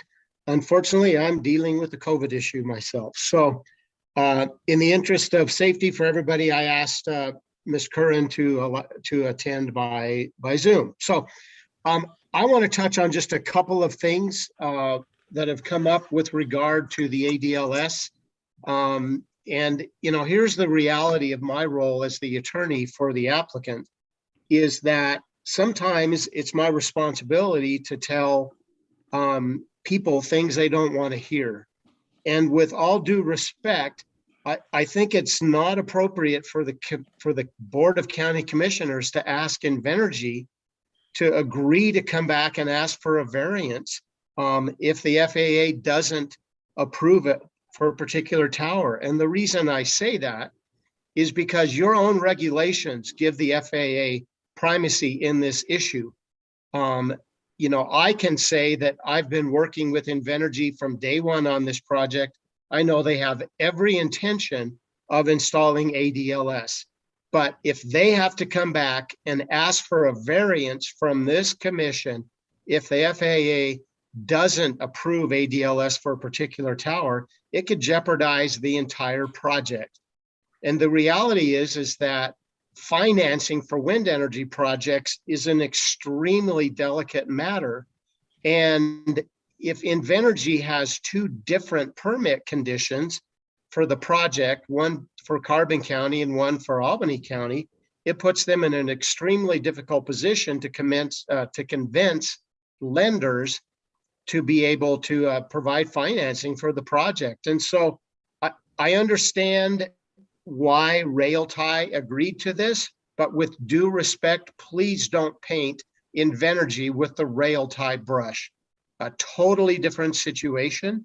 And as was explained in the first public hearing, the very reason that this project was cited in the location that it is at is because there are other wind energy projects in the area. And unfortunately, those projects are not ADLS equipped. Certainly, Invenergy's done a good thing by agreeing to apply for that. Honestly, we don't anticipate any difficulties with it, but just the simple reality is that Invenergy simply cannot come back and ask for a variance for a particular tower from this commission. And so I don't fault you for asking the question, but as you can tell, I'm pushing back on it more so than my client is, but it's an important issue. And while I have the floor, I'll just talk about one other issue, and then hopefully I can be quiet. It relates to the comments that were made in the public comments from Aubrey Newton, asking that this commission attach some labor standards to the permit. And this, again, with due respect to the interests being advocated by Ms. Newton, this Board of County Commissioners has absolutely no jurisdiction to attach any labor standards to the permit. It's not in your regulations. And so to the extent you might be considering that, I would simply say that's not something that is part of your regulations. So again, thank you for the opportunity to explain. I do not mean to be offensive by my comments in any way, just trying to be straightforward in expressing my concerns about the jurisdiction of the board. Thank you. Thanks, Mr. Weiss. Yeah, I suspect even if our regulations said that we ruled the FAA, that wouldn't hold up anyway. So, so as much as I'd like, thank you for that. I do appreciate it. Commissioner Mr. Richardson. Chairman, Yep, please go ahead, please. I would like to make a motion. Okay, please go ahead. I move that we approve the Rock Creek Wind Energy Project application WECS 02-21, incorporating the findings of fact and conclusions of law. Moved. Is there a second? Second to continue discussion. Okay, it's been moved and seconded. Any further discussion? Commissioner Ibarra? Did you have all your questions? Go ahead. Yeah, go ahead. Let's see if I was wanting to make sure that you did. I think I completed mine.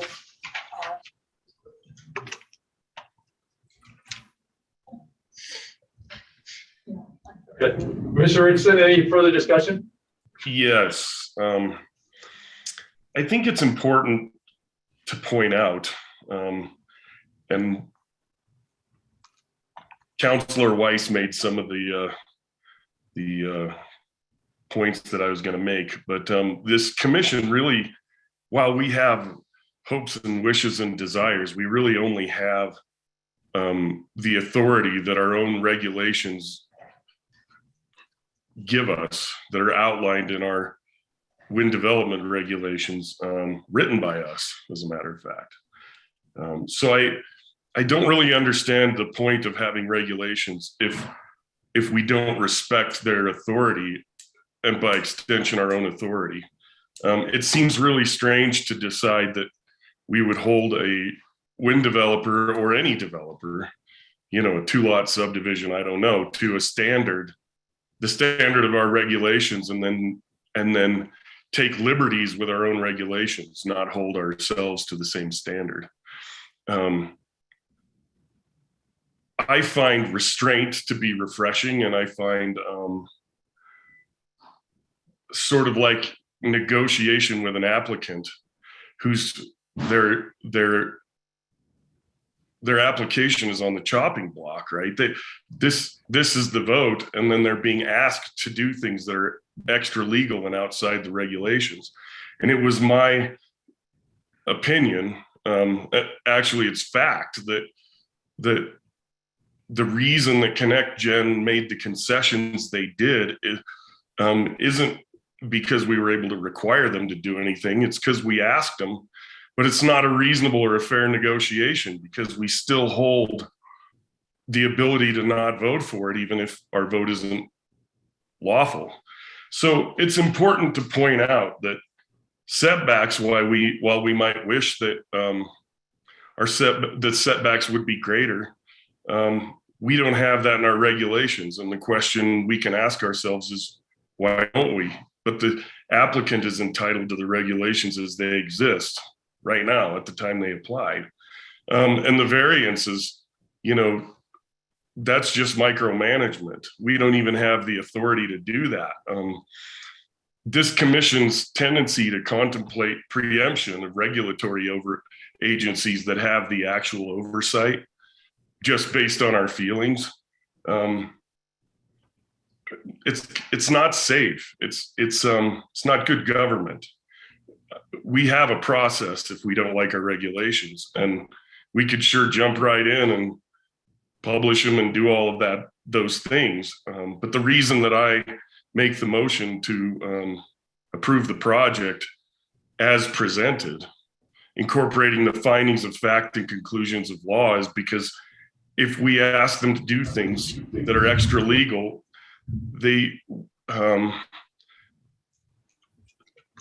it's not a fair negotiation. It's important. I have concerns about wildlife. I do. All of the things that are, that everyone has mentioned are concerns.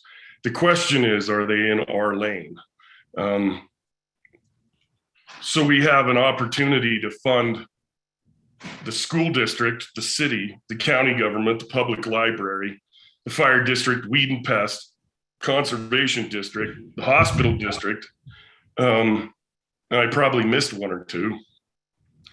And it's tough. It's tough. Not to mention the fifth penny sales tax that pays for all of our IT and pays for all of our, it's the way that we help our nonprofits that do charitable things. So I think we can micromanage it to the nth degree, but we surely shouldn't micromanage it beyond what our own regulations say. This commission has been sued more times, twice as many times in the last 12 months as it was in the first 7 years I was on the commission. And regulation by a court ruling is not really a good approach to regulation, especially when the majority of the commission, and I'm in the minority, when the majority has the votes to make the regulations whatever you would choose. So the good neighbor stuff, that's like, it's bullying. You're attempting to shame someone into giving you a concession when they don't, because you don't have a rule that you can apply. And that's not appropriate. So we make the rules. We made these. We don't have anything other than what we have, unless we make it different. And I think we need to be more circumspect about how much we micromanage and act with.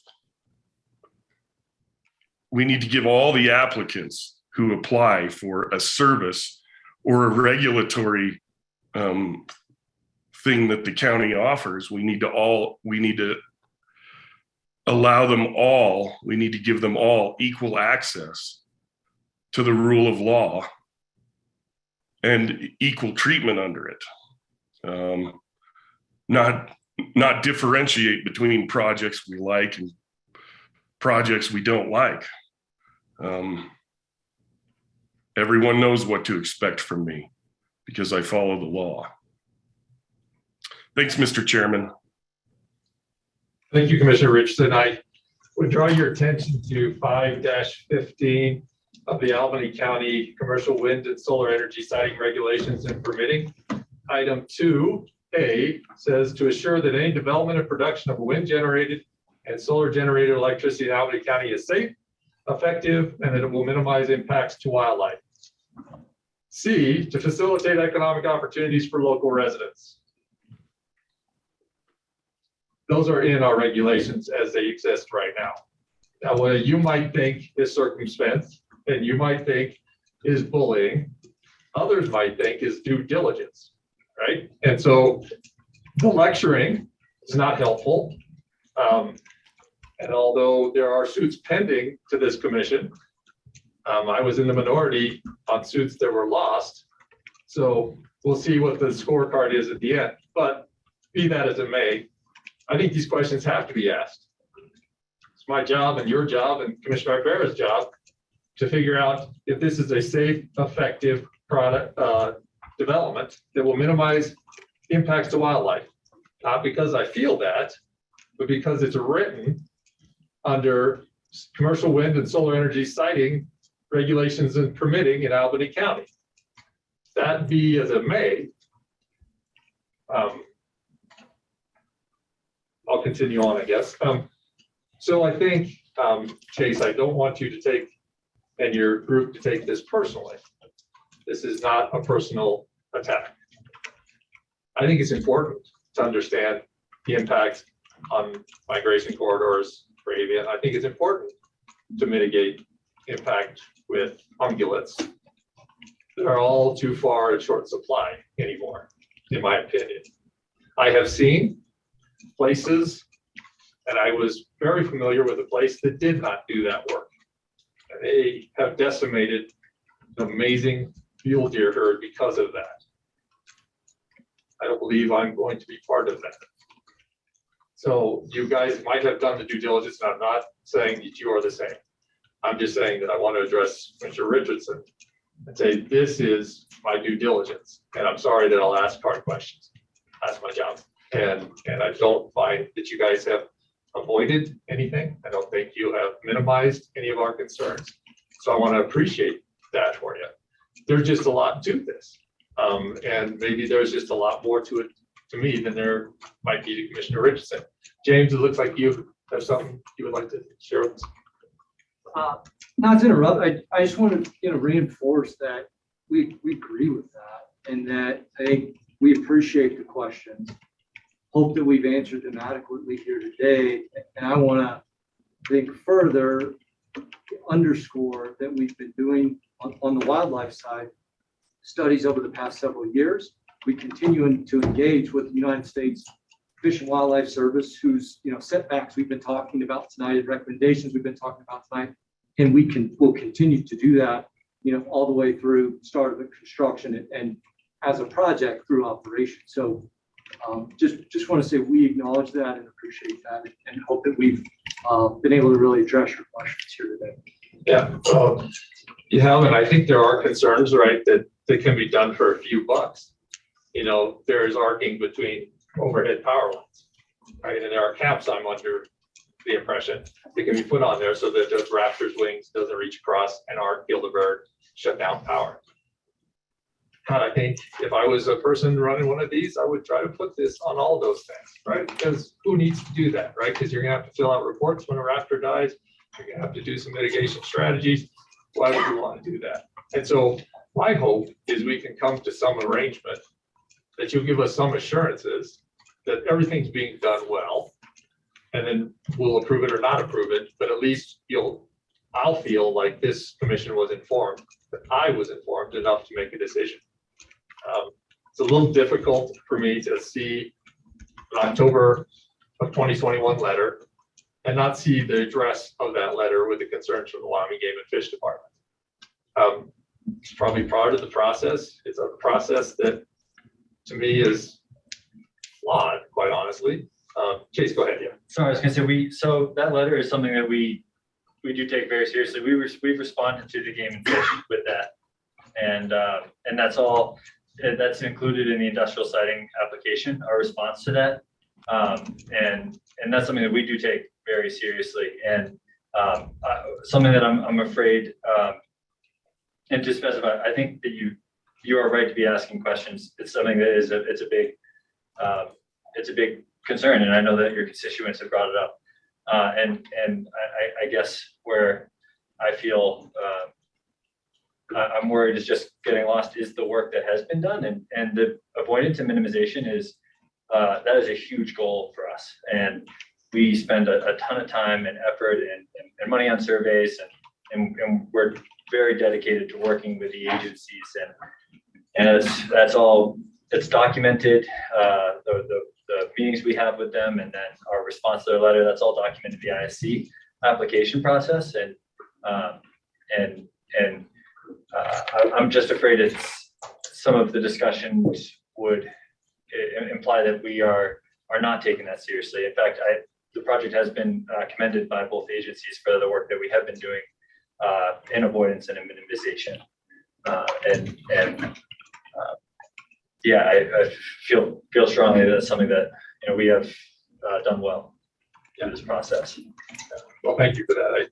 I took a tour this weekend out to the site, quite honestly, and saw what I could see from public lands, because I think it's important for me to see the area and to understand what is flying in the area.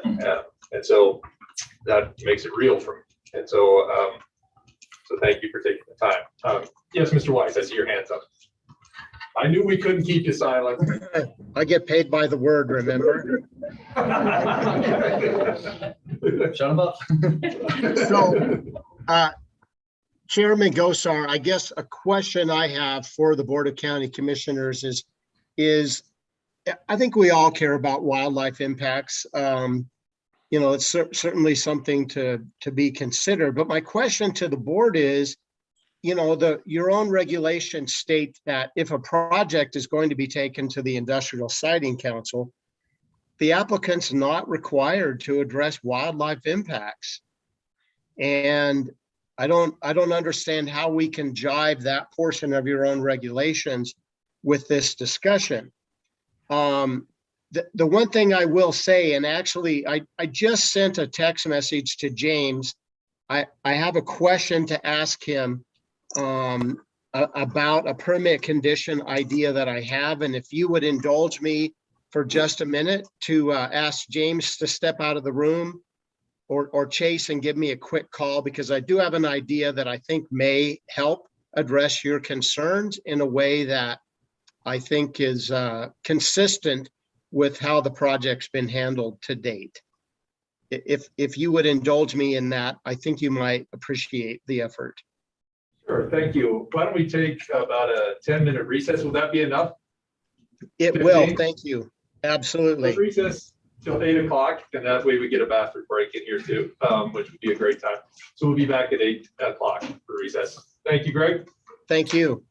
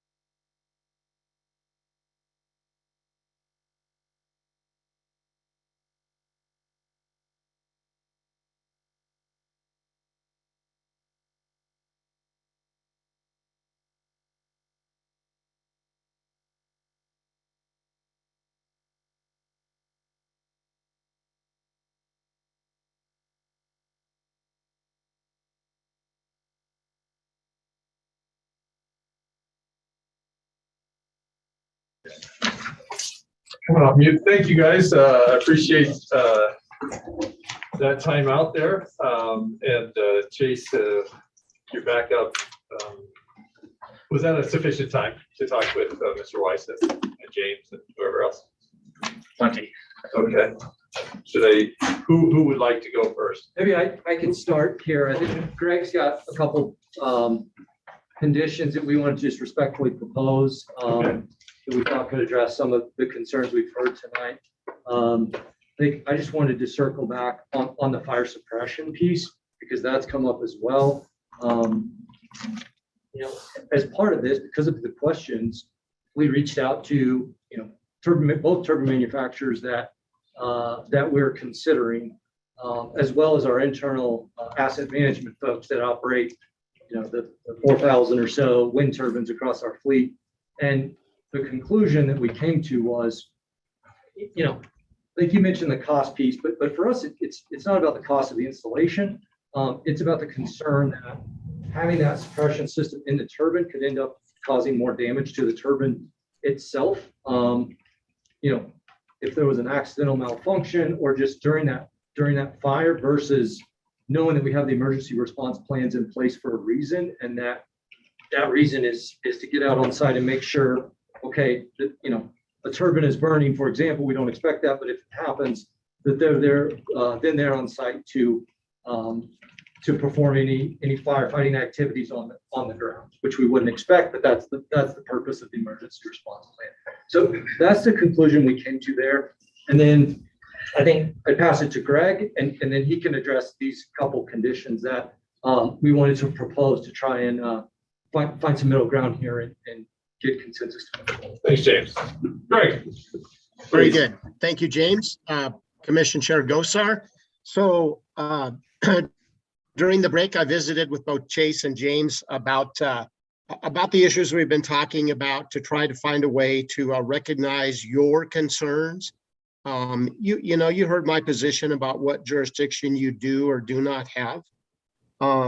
I'll tell you that Invenergy, from my experience in representing them for over 5 years, they're absolutely committed to addressing concerns that have been raised by a governmental agency, even if there's no jurisdiction on the part of the agency to do so. And so here's what I suggested and discussed with both Chase and James, is that there are a couple of conditions from the Carbon County permit that was issued by the Board of County Commissioners that address both the ADLS issue and the wildlife issue. And of course, the ADLS language, I believe, is in the written response that Chase sent to you, Chairman Gosar. And so we would request that same language be put in so that everybody knows exactly what's happening. And so Invenergy for the Rock Creek project is willing to incorporate that provision as outlined by Chase. On the wildlife issue, unlike Albany County, the Carbon County Board of County Commissioners retained some jurisdiction to deal with wildlife issues. And when Rock Creek Wind met with the Carbon County Commissioners in November, there was a condition that was attached to the permit from Carbon County that Carbon County does have the authority to include. And even though there's a legal question of whether or not it can be included by Albany County, Invenergy Rock Creek Wind is willing to voluntarily include it. And I'll read it. And then of course I can send a copy to Ms. Curran and you can incorporate it into the permit. But it reads as follows. This is concerning the big game issues. And what it says is, quote, "The owners or operators shall limit construction activity in areas that have been designated by Wyoming Game and Fish Department as big game crucial winter range from November 15 to April 30. In the event the owners or operators need to carry out construction activities in this time period and within said ranges, it shall notify and consult with both the Wyoming Game and Fish Department and Carbon County to determine how the activity in question will be carried out without undue harm to big game populations, close quote. And so, of course, if it's incorporated into this permit, the reference to Carbon County would be changed to Albany County. That's what Invenergy and Rock Creek Wind is willing to do to address the concerns about potential impacts on big game winter range. And so that's our proposal to the council, or excuse me, to the commission, and would request that you incorporate those into an approval of the permit. Thank you. Thank you, Greg. Thank you, Jay. Commissioners, if those are amenable, we'll have to add that by the motion and the second, at least a reference to those. You don't have to spout them out verbatim unless you can, and then we'd be really impressed. So that would be part of the motion. Any further discussion? We have a motion and a second on the floor. Any further discussion? Commissioner Rivera, I'll go to you first. Okay, Commissioner Richardson, any further discussion? Yeah, Mr. Chairman, I would like to mention that you, I think, misconstrued my comments before. You and I are in 100% agreement, especially when it comes to the part of our regulations that you cited. The question is, as we consider the things that concern us, how much authority do we have to act to make those things happen? So sometimes people think that I'm not concerned, but it's not true. I just don't labor things that we don't have authority over, if that makes sense. And I will amend my motion here in a minute to incorporate the things that Greg Weiss has suggested or has agreed to. But I would like to point out that my point is made. When you have a few $100 million project, you know, private capital that requires very little infrastructure, you know, county doesn't have to build schools. We don't have to build grocery stores because those things don't require a lot of maintenance. You know, a lot of people to take care of, only in the construction phase.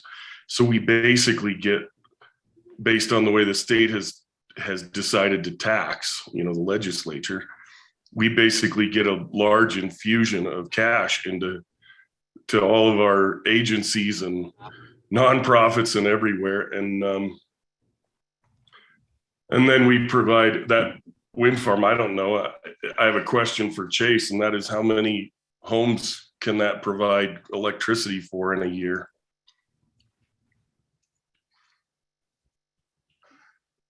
If it's spooled up pretty good.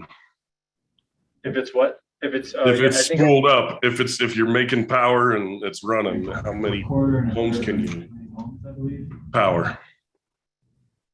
About 200,000 homes. Yeah. Yeah. So, a quarter of a so million. my point is that after all that you and I discussed, you basically said that you wanted, as a matter of opinion, without any objective standard or professional or scientific standard, it would just be based on our feelings, whether we think adequate measures have been taken. And we would be inclined to preempt agencies that have the expertise and the standards to apply.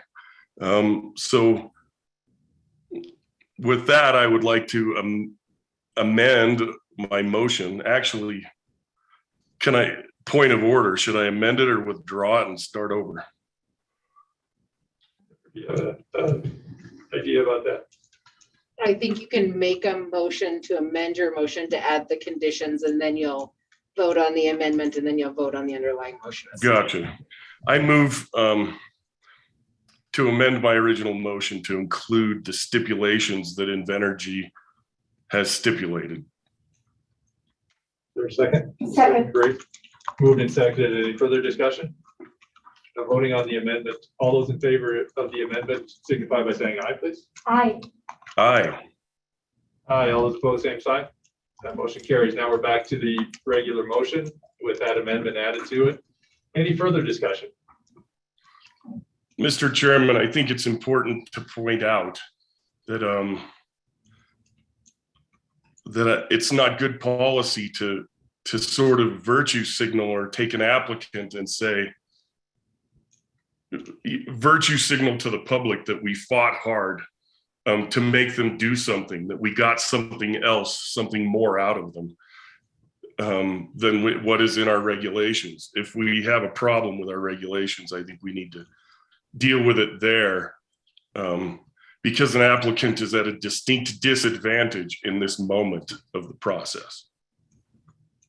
And I don't like that we do that. Well, that is taken for what it's worth. It's been moved and seconded. No further discussion. All those in favor signify by saying aye. Aye. Aye. Aye. All those opposed, same sign. That motion carries. Thank you all for the spirited discussion. Thank you for the people who commented both in person and online. I really do appreciate it. I think we will do as Mr. Richardson suggests and revisit our wind regulations. But today, thank you all. I appreciate your time. Commissioners, thank you. Appreciate your Thank time as you. well. Thank you. Thank you. Item 10, present for consideration the request for an exemption from large tract subdivision process, Hamaker, section 34, township 17 north, range 73 west. David. Yeah, Mr. Chairman, this is a request from Hamaker Excavation to receive an exemption from the large tract subdivision regulations to create one approximately 35 acre tract from a over 3,000 acre parcel of land.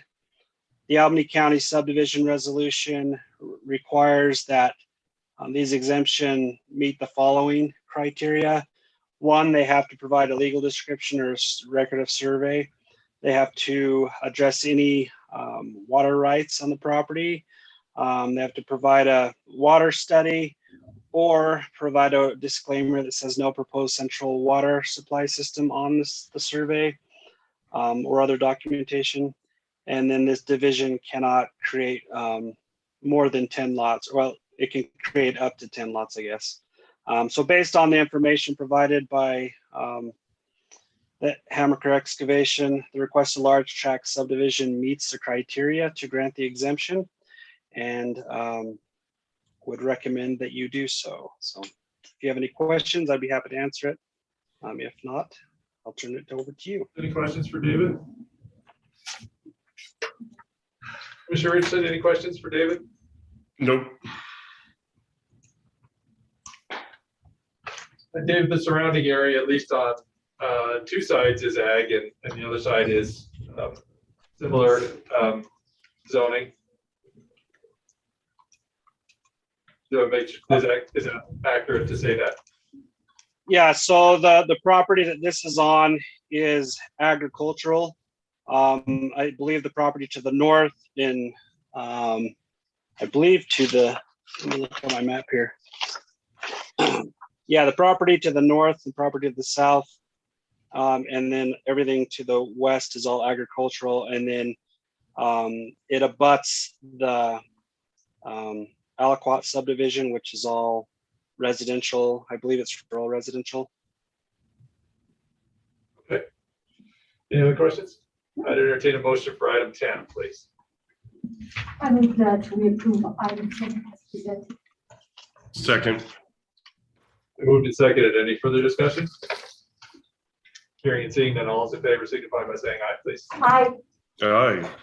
Aye. All those opposed, same sign.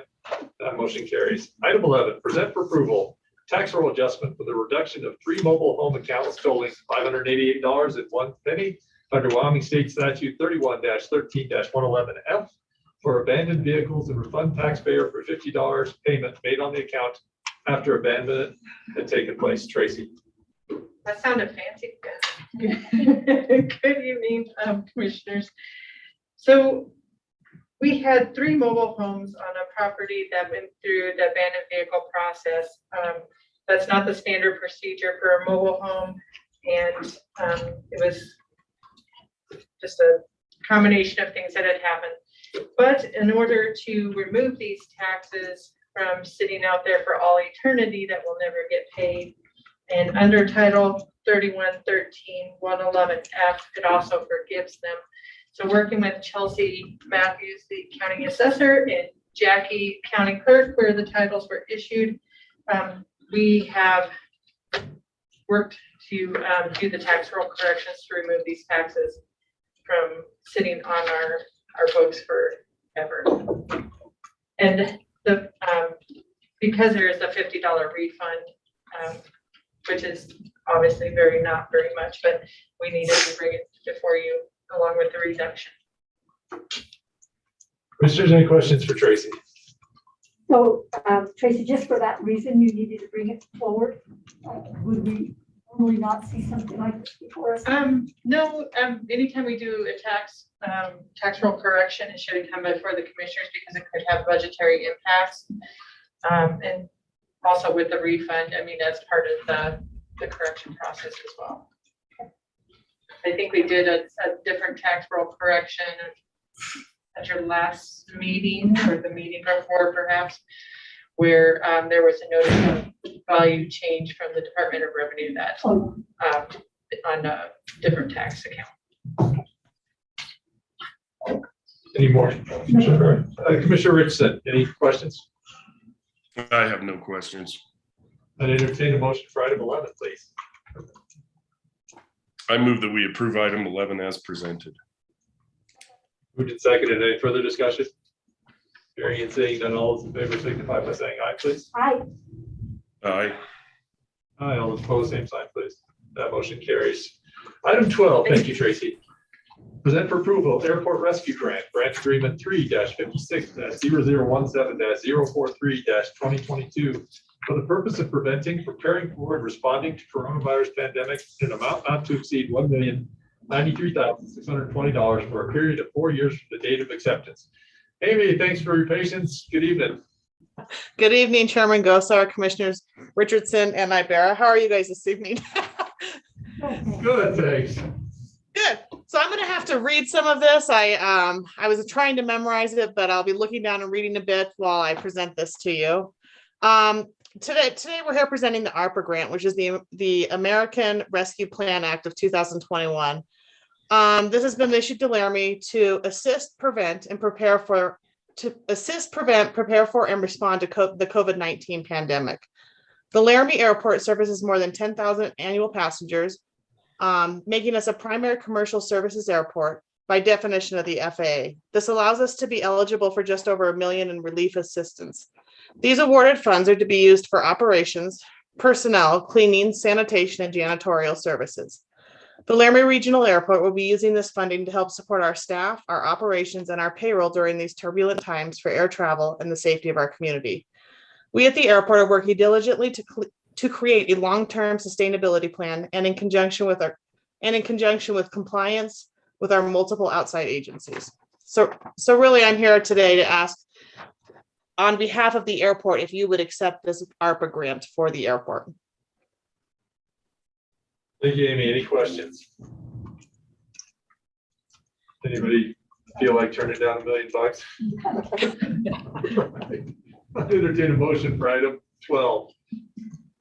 Please. I move that we approve item 12 as presented. Second. Moved and seconded. Any further discussion? Hearing and seeing none, all those in favor signify by saying aye, please. Aye. Aye. Aye. All those opposed, same sign, please. That motion carries. Thank you, Amy. I appreciate it. Thank you. Item 13, ratify yearly report to the United States Drug Enforcement Agency for equitable sharing of assets forfeited. Sheriff Appelhans, good evening. Good evening, Commissioners. I'm asking you guys to ratify our yearly report that we submit to the DEA for asset protection, our asset forfeiture program that we have between the sheriff's office and the DEA. We submitted this report back in July. But it took the federal government until about 2 weeks ago to accept that. Thank you, Sheriff. Commissioners, any questions for the sheriff? No question. Questions, Commissioner Richardson? Nope. I entertain a motion for item 13, please. I move that we ratify the yearly report to the United States Drug Enforcement Agency for equitable sharing of assets forfeited. Second. Moved and seconded. Any further discussion? Hearing and seeing none, all those in favor signify by saying aye, please. Aye. Aye. Aye, all those opposed, same sign. That motion carries. Thanks, Sheriff. Thank you. 14, present for approval submittal of the Wyoming Court Supervised Treatment Program State Fiscal Year 2023 grant application in the amount of $159,029.22 to serve at least 17 adult participants of the Albany County Court Supervised Treatment Program. Rebecca, good evening. The floor is yours. Thank you, Mr. Chairman and Commissioners. I'm getting a ton of feedback, so please forgive me if I don't hear anything that you asked. This is our state adult grant for drug court. Commissioners, any questions for Rebecca? I entertain a motion. Item 14 next, please. I move that we approve item 14 as presented. Moved and seconded. Any further discussion? Hearing and seeing none, all those in favor signify by saying aye, please. Aye. Aye. Aye, all those opposed, same sign. That motion carries. Item 15, you're still with us, Rebecca. Present for approval submittal of the Wyoming Court Supervised Treatment Program State Fiscal Year 2023 grant application in the amount of $88,301.04 to serve at least 10 juvenile participants of the Albany County Integrated Juvenile Treatment Program. Becca again. Thank you. The only typo in this is that it is to serve 6 juveniles, not 10. But it is the application for our state juvenile grant. And you said 6, Rebecca, is Yes, the sir. number? Okay.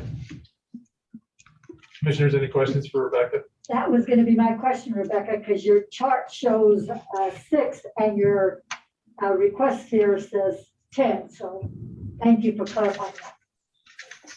I entertain a motion for item 15, please. I move that we approve item 15 as presented. Second. Moved and seconded. Any further discussion? Hearing and seeing none, all those in favor signify by saying aye, please. Aye. Aye. Aye, all those opposed, same sign. That motion carries. And I think you're off the hook, Rebecca, or maybe you're not. One more. All right, present for approval. Year 5, continuing application for Department of Health and Human Services Substance Abuse and Mental Health Services Administration grants to expand substance abuse treatment capacity in adult treatment drug courts and adult tribal healing to wellness courts, CFDA number 93.243 in the amount of $247,854.60 to continue to support the expansion of Albany County Court Supervised Treatment Program from October 1, 2022 to September 30, 2023. Anything you'd like to add to that, Rebecca? Thank you, Mr. Chairman and Commissioners.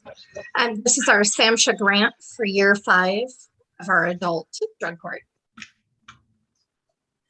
Commissioners, any questions? Rebecca, I just have a quick question. Just because it is year 5 continuing application, is that why the budget narrative continues to have Amy's name and Ty?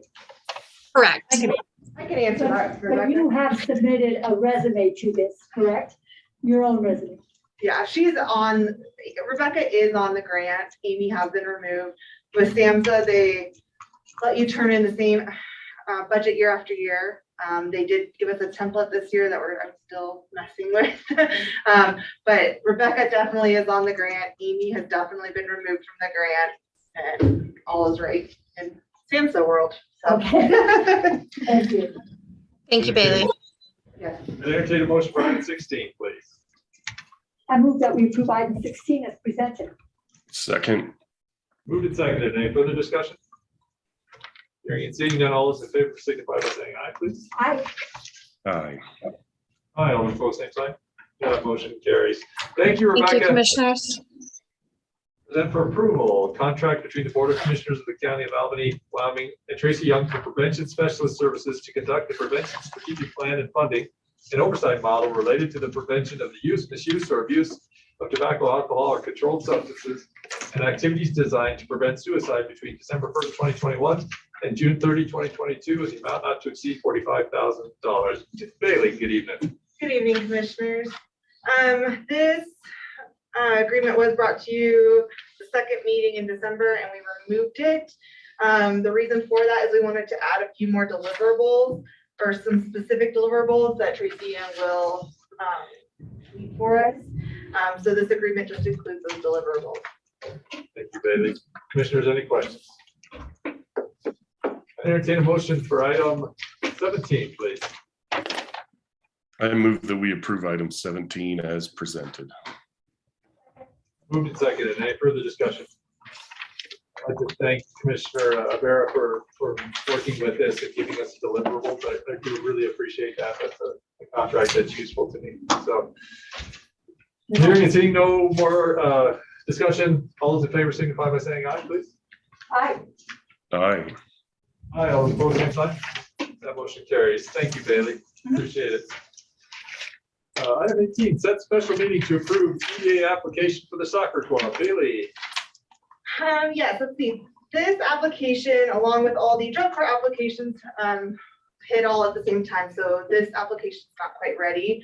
So I'm asking to set a special meeting so you guys can approve that application before it's submitted. The application is due on the 31st of January. I would like to submit it the 28th of January because I always end up having technical difficulties with grants.gov. And I want to make sure I have enough time to work through those when they do arise. I'm hoping for maybe something on that Thursday, the 27th, or maybe possibly that Friday morning if at all possible, because just that extra time to get this completed.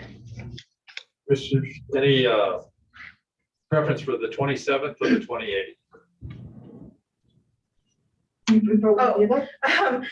Either one is fine. The soccer club did have a conflict if it was after 3 p.m. on the 27th, but it looked like morning was probably better for them.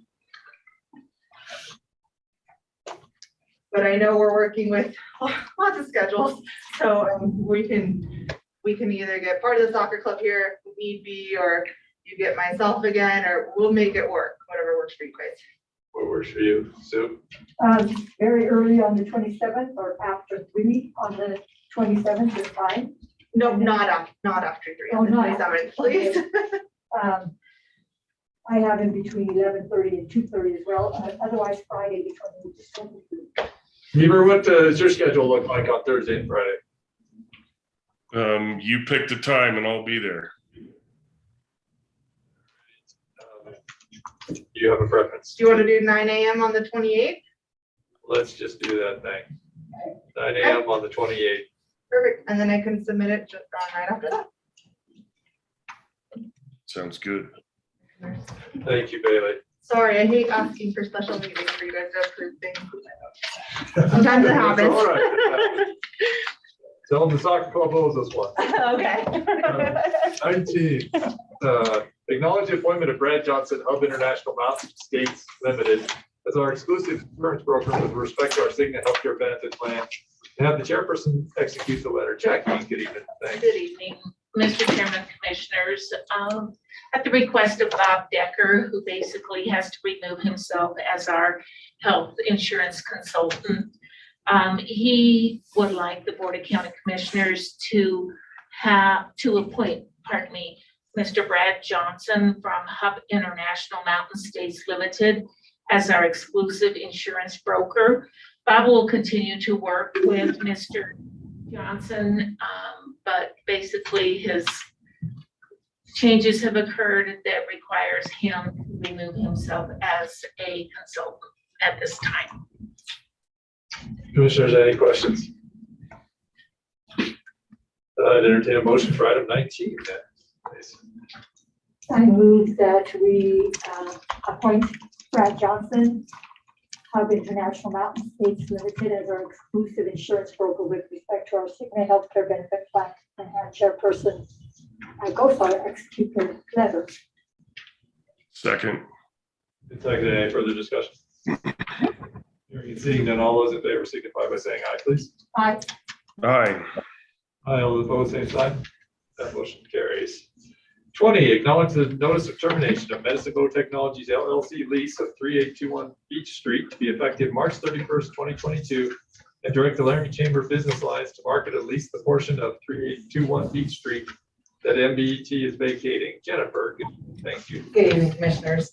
After I sent that information to you, I had asked Megan Getz, who is the attorney for Medicine Bow Technologies, if they intended to be vacated out of the building completely by March 31st, or if they were requesting additional time after March 31st. And I got a response from her yesterday, I believe, that said that Medicine Bow is requesting to stay in the building through April 10th. I believe I'll have to let me verify that in 1 second, and they will pay prorated rent for April. And Josh Boudreau is on the line. We have an agreement with Laramie Economic Development Corporation, which Josh manages for us, to lease the building and do all of that marketing work. And so he is aware that this is being terminated and is available if you have any questions for him. And I will confirm that date. Thank you, Jennifer. I think you're right on. Commissioners, any questions for Jennifer or Josh? I'd entertain a motion for item 20, please. I move that we acknowledge the notice of termination of the Medicine Bow Technologies lease at 3821 Beach Street. And we extend it to April 10th, 2022. And direct the Laramie Chamber of Business Alliance to market and lease that portion of that building. Moved and seconded. Any further discussion? Hearing and seeing none, all those in favor signify by saying aye. Aye. Aye. Aye, all opposed, same sign. That motion carries. It's kind of sad to watch that happen, and I'm disappointed that MBT is closing its doors. It's a really disappointing thing. Item 21, present for discussion a memorandum of understanding between the Board of Commissioners of the County of Albany, Wyoming, and the City of Laramie, Wyoming, regarding the annexation of the portion of Bill Nye Avenue from Grand Avenue to Sherman Hill Road. Jennifer, any Yes. more on this? I was emailing Megan, sorry. So this is the MOU that you have in front of you to address the concerns that the Sherman Hills Road Improvement District had with regard to that annexation. And David Gertch and I met with Derek Teeney in December and talked through the majority of these, I believe all of the conditions. And Derek was in general agreement with those conditions and understood the reasons behind all of them. He just needed extra time to get the language approved through city sources. And it's also been sent to the Sherman Hills Road Improvement District, and Terry was going to forward it out to the other members of the district. Thank you. Commissioners, any questions? So, and then, so we'll bring it back at the February meeting, assuming that we've gotten all the comments back from the city. And if we have all those comments back and everything is worked out, we'll bring both the MOU and Laradice's annexation request both at the same time. And any response from the district? Yes, and my hope is to be able to incorporate any response if Terry has some accumulated suggestions prior to, so I can get it worked out with the city prior to coming back here on the 1st. Thank you, Jennifer. Yes. I entertain a motion for item 21. We're just discussing. No, That's it. never mind. Never mind. Thank you. Appreciate it. Item 22, and thanks for the update, Jennifer, on work on that. Set work session to discuss the mid-year review. Jackie and Tracy.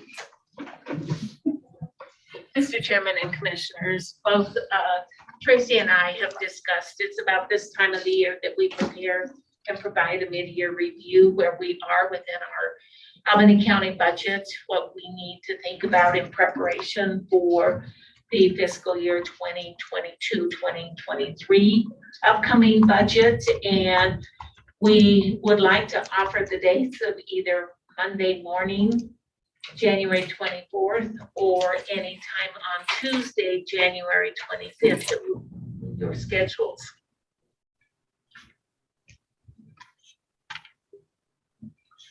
Commissioners, 24th, Monday or Tuesday, morning on both days? Morning for Monday, anytime on Tuesday. We have Pre-agenda. Yeah, I unfortunately am not available Monday morning. I'm going to board meeting. Okay. How about Tuesday? What's the best time? Tuesday, early morning or afternoon. How about you, Heber? Monday or Tuesday? I'm good with whatever. Tuesday would be fine. Mondays are kind of busy for me, but I'll do whatever needs to be done. How about Tuesday after the pre-agenda? Would that work? Or is that gonna overrun? How long do you anticipate this meeting to be? Depends on how many questions you guys have and what kind of information you want to see, which would be one of my next questions, like if you want it in graphs or you want to glaze over looking at just a bunch of numbers, or you want me to talk like Jason? Can we do it? Yes. Could we do it before the pre-agenda at 3? So would 1 o'clock be a time that would work for you guys here? Sure. How about you, Heber? 1 o'clock on Tuesday, January 25th? Next Tuesday? Okay, let's do that. So January 25th, 1 o'clock, we'll have the mid-year review. And are you guys anticipating putting out the budget timelines, which you probably already have done that, but reiterating that to programs and departments so that we can. I believe Jackie does that come March-ish, February-ish, March-ish. February, but we could work on that so that everybody has an idea. Mr. Chairman, thank you for bringing that subject up. Because of the 2022 election cycle, I would hope, and I have not talked with my colleague here, but I would hope that the Board of County Commissioners, the department heads, and elected officials would be amenable to try to work for a budget approval the end of June, because we began early absentee voting on July 1st, and to better prepare and to have a schedule in place, it would be very beneficial, not only for me, but probably mostly for me, but I would appreciate that consideration. So a budget is done by the end of June, is that? Yeah, I think we can make that happen. Maybe this would be a great opportunity to introduce that topic in the mid-year review so that we can give people on notice and say, hey, we're gonna try to get this done so that we can turn our full attention to elections. And if that moves up our timeline a little bit, I guess the more time we give programs or departments, the better. Yeah, it's really manageable, I think, and I think it's best actually to have it done by June because we have the payments that are due on July 1st, and yeah, then we already have our budget in place, and July just seems so much smoother when we've already got our budget. Yeah, yeah, I agree with you. I think that would be great. So, get your review on Tuesday, the January 25th at 1 o'clock. And did you have a preference of how you'd like to review numbers? Commissioners, any preference? Graphs? I Numbers. like graphs over just tables with a bunch of numbers on it. Yeah. Okay, and maybe just bring out if we had any areas of concern, if revenues were short in 1 line or 2 lines or whatever. Yeah. Okay. Yeah. Heber, any way you like to? I'm okay with whatever Tracy and Jackie's favorite way to present is. Okay, there we go. You guys got wide latitude. Oh, well, then we're meeting at the Albany or something like that. Well, really get down to it, Tracy. I'd like to wrap the numbers to us. Right. You'll wish Jason was presenting again. Item Thanks 20 for giving us a choice. Thank you. Item 23 was removed. Item 24, accept fiscal year 2020, 2021 Albany County audit. It doesn't look like Alex is here, nor do I imagine he would be here. Anybody have a question or concern? Maybe Tracy can answer it. Sorry, Tracy threw you under the bus. Oh, I should be able to, I would hope. Okay. I'll pretend I'm Alex. Okay. Well, first of all, I gotta get a little shorter. Not quite as tall as me and feels. Any questions about the audit? Eber, any questions about the audit? No.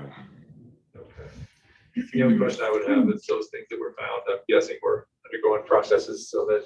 So I wanted to, in the stack of the vouchers, I met at length with Sheriff Applehans and Deputy V Hill, or Sergeant V Hill, I think he is now, and Rebecca in Sheriff Applehans' office. And we started the whole process of having the voucher system for the commissary account. Of course, there's going to probably be kinks that we're going to work out, but the first voucher should be there in orange. That's Commissioner Ibarra has in her hands there.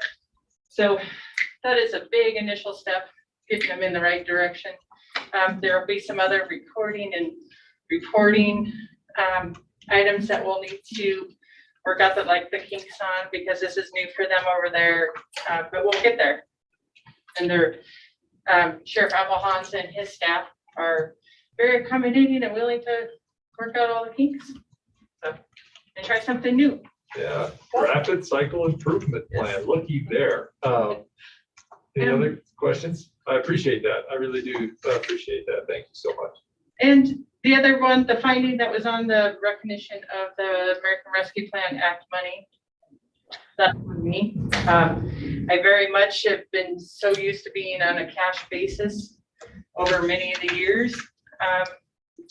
And then I think that's when I took on a recent appointment to a different board that maybe took my focus away from my regular duties, and I missed it. But it always has been in my plan to create more of an accounting manual for the county, and we just incorporate a revenue recognition policy into that plan as well. The fairgrounds, they do have outside people involved in their day-to-day bookkeeping. So I think that would be easy for them to keep up. I would still like to revisit the audit committee that we discussed at a previous meeting, just to still keep that accountability with all the different boards. And then the last one, I think Bailey's already addressed that too in her letter. It was recorded on our books as an expenditure. In our heads, it's an expenditure to give the money back. And it to me, it was just one of those quirky little things that they rather have seen it as a contra revenue account. Yeah, Jackie, looks like you have something. I just wanted to say that in the finding in regards to the grants department, it helped us reiterate and to really not understand, but appreciate that the auditors are there when questions like this, or when we second guess ourselves, that it's better to reach out and ask what is the best practice to follow than to assume that we are doing what we think we need to do. And I think having that conversation with Jason, I'm sorry he's not on the line, it would really provided a lot of benefit and new insight that they're there for more than just conducting the audit. They're there to work with us and to provide guidance. And I think that was a tool that we can put in our belt or in our toolbox, that we always will have that available to us. We just have to remember to use it. And just to add on to that, this newfound Clifton, Larson, and Ellen CLA sounds like a super fabulous resource that we'll have, because this ARPA money has been so different than everything else. And considering we just got the final rule, recently, and been living under the interim rule, trying to make decisions has been fun. Yeah, and I too agree. I think, we heard Jason talk about communication with these outside entities, and I think an audit commission or an audit committee is that one group of people that can have that communication. And so that maybe we do it quarterly or whatever we anticipate that being done, so that we're not surprised anymore. Which would be great. Yes. Yeah. Those are the kind of surprises. Right. Surprise meetings at the Alibi. Those are cool, but Sorry, I'm getting tired. So I entertain a motion for item 24. I move that we accept the fiscal year 2020-2021 Albany County audit.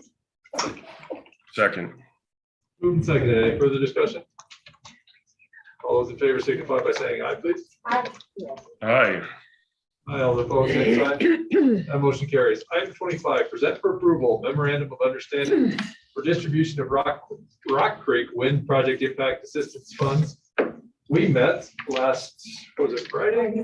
Friday, with members of Albany or Carbon County, towns of Medicine Bow, Rock River, Saratoga, Hannah, excuse me, Sinclair.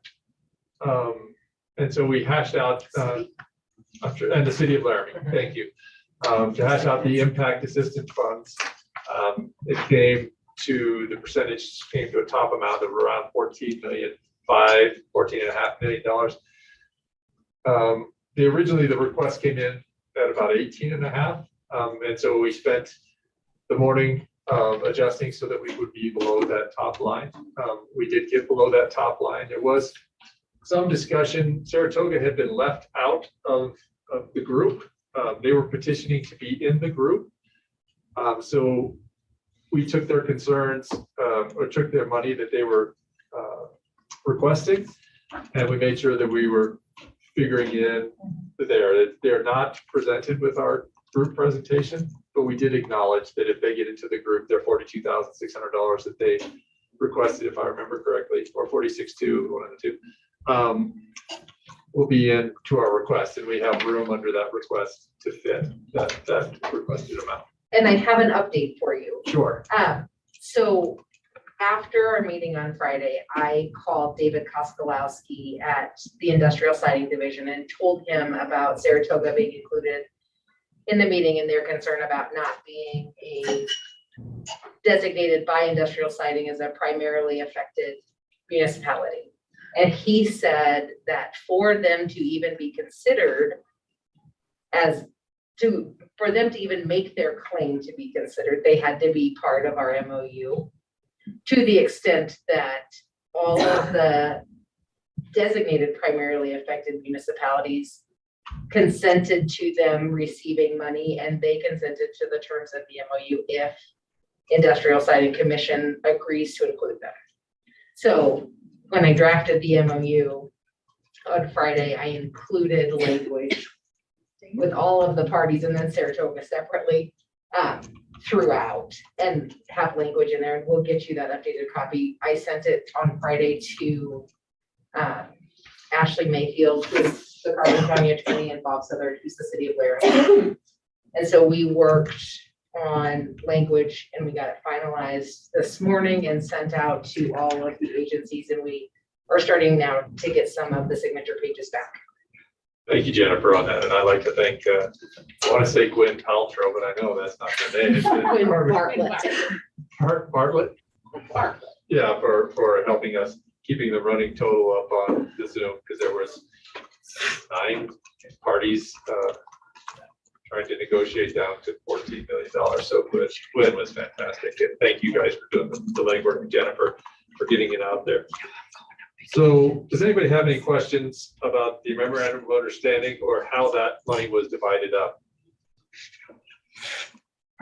There was an idea that Carbon County will have about 10% of the impact funds, 10% of the project, and those are rough numbers. And Albany County will have 90% of the impact funds and 90% of the project or the impacts.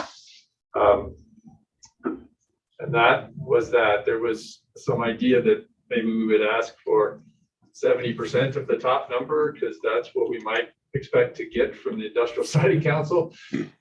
But neither the Carbon County chair nor many people on the call, quite honestly, that interested in asking, talking ourselves down before we got there, and we did not want to get 70% of 70%. So yeah, that conversation. All right, well, I'd entertain a motion for item 25 then, please. I move that we approve item 25 as presented. Moved and seconded. Any further discussion? Hearing and seeing none, all those in favor signify by saying aye, please. Aye. Aye.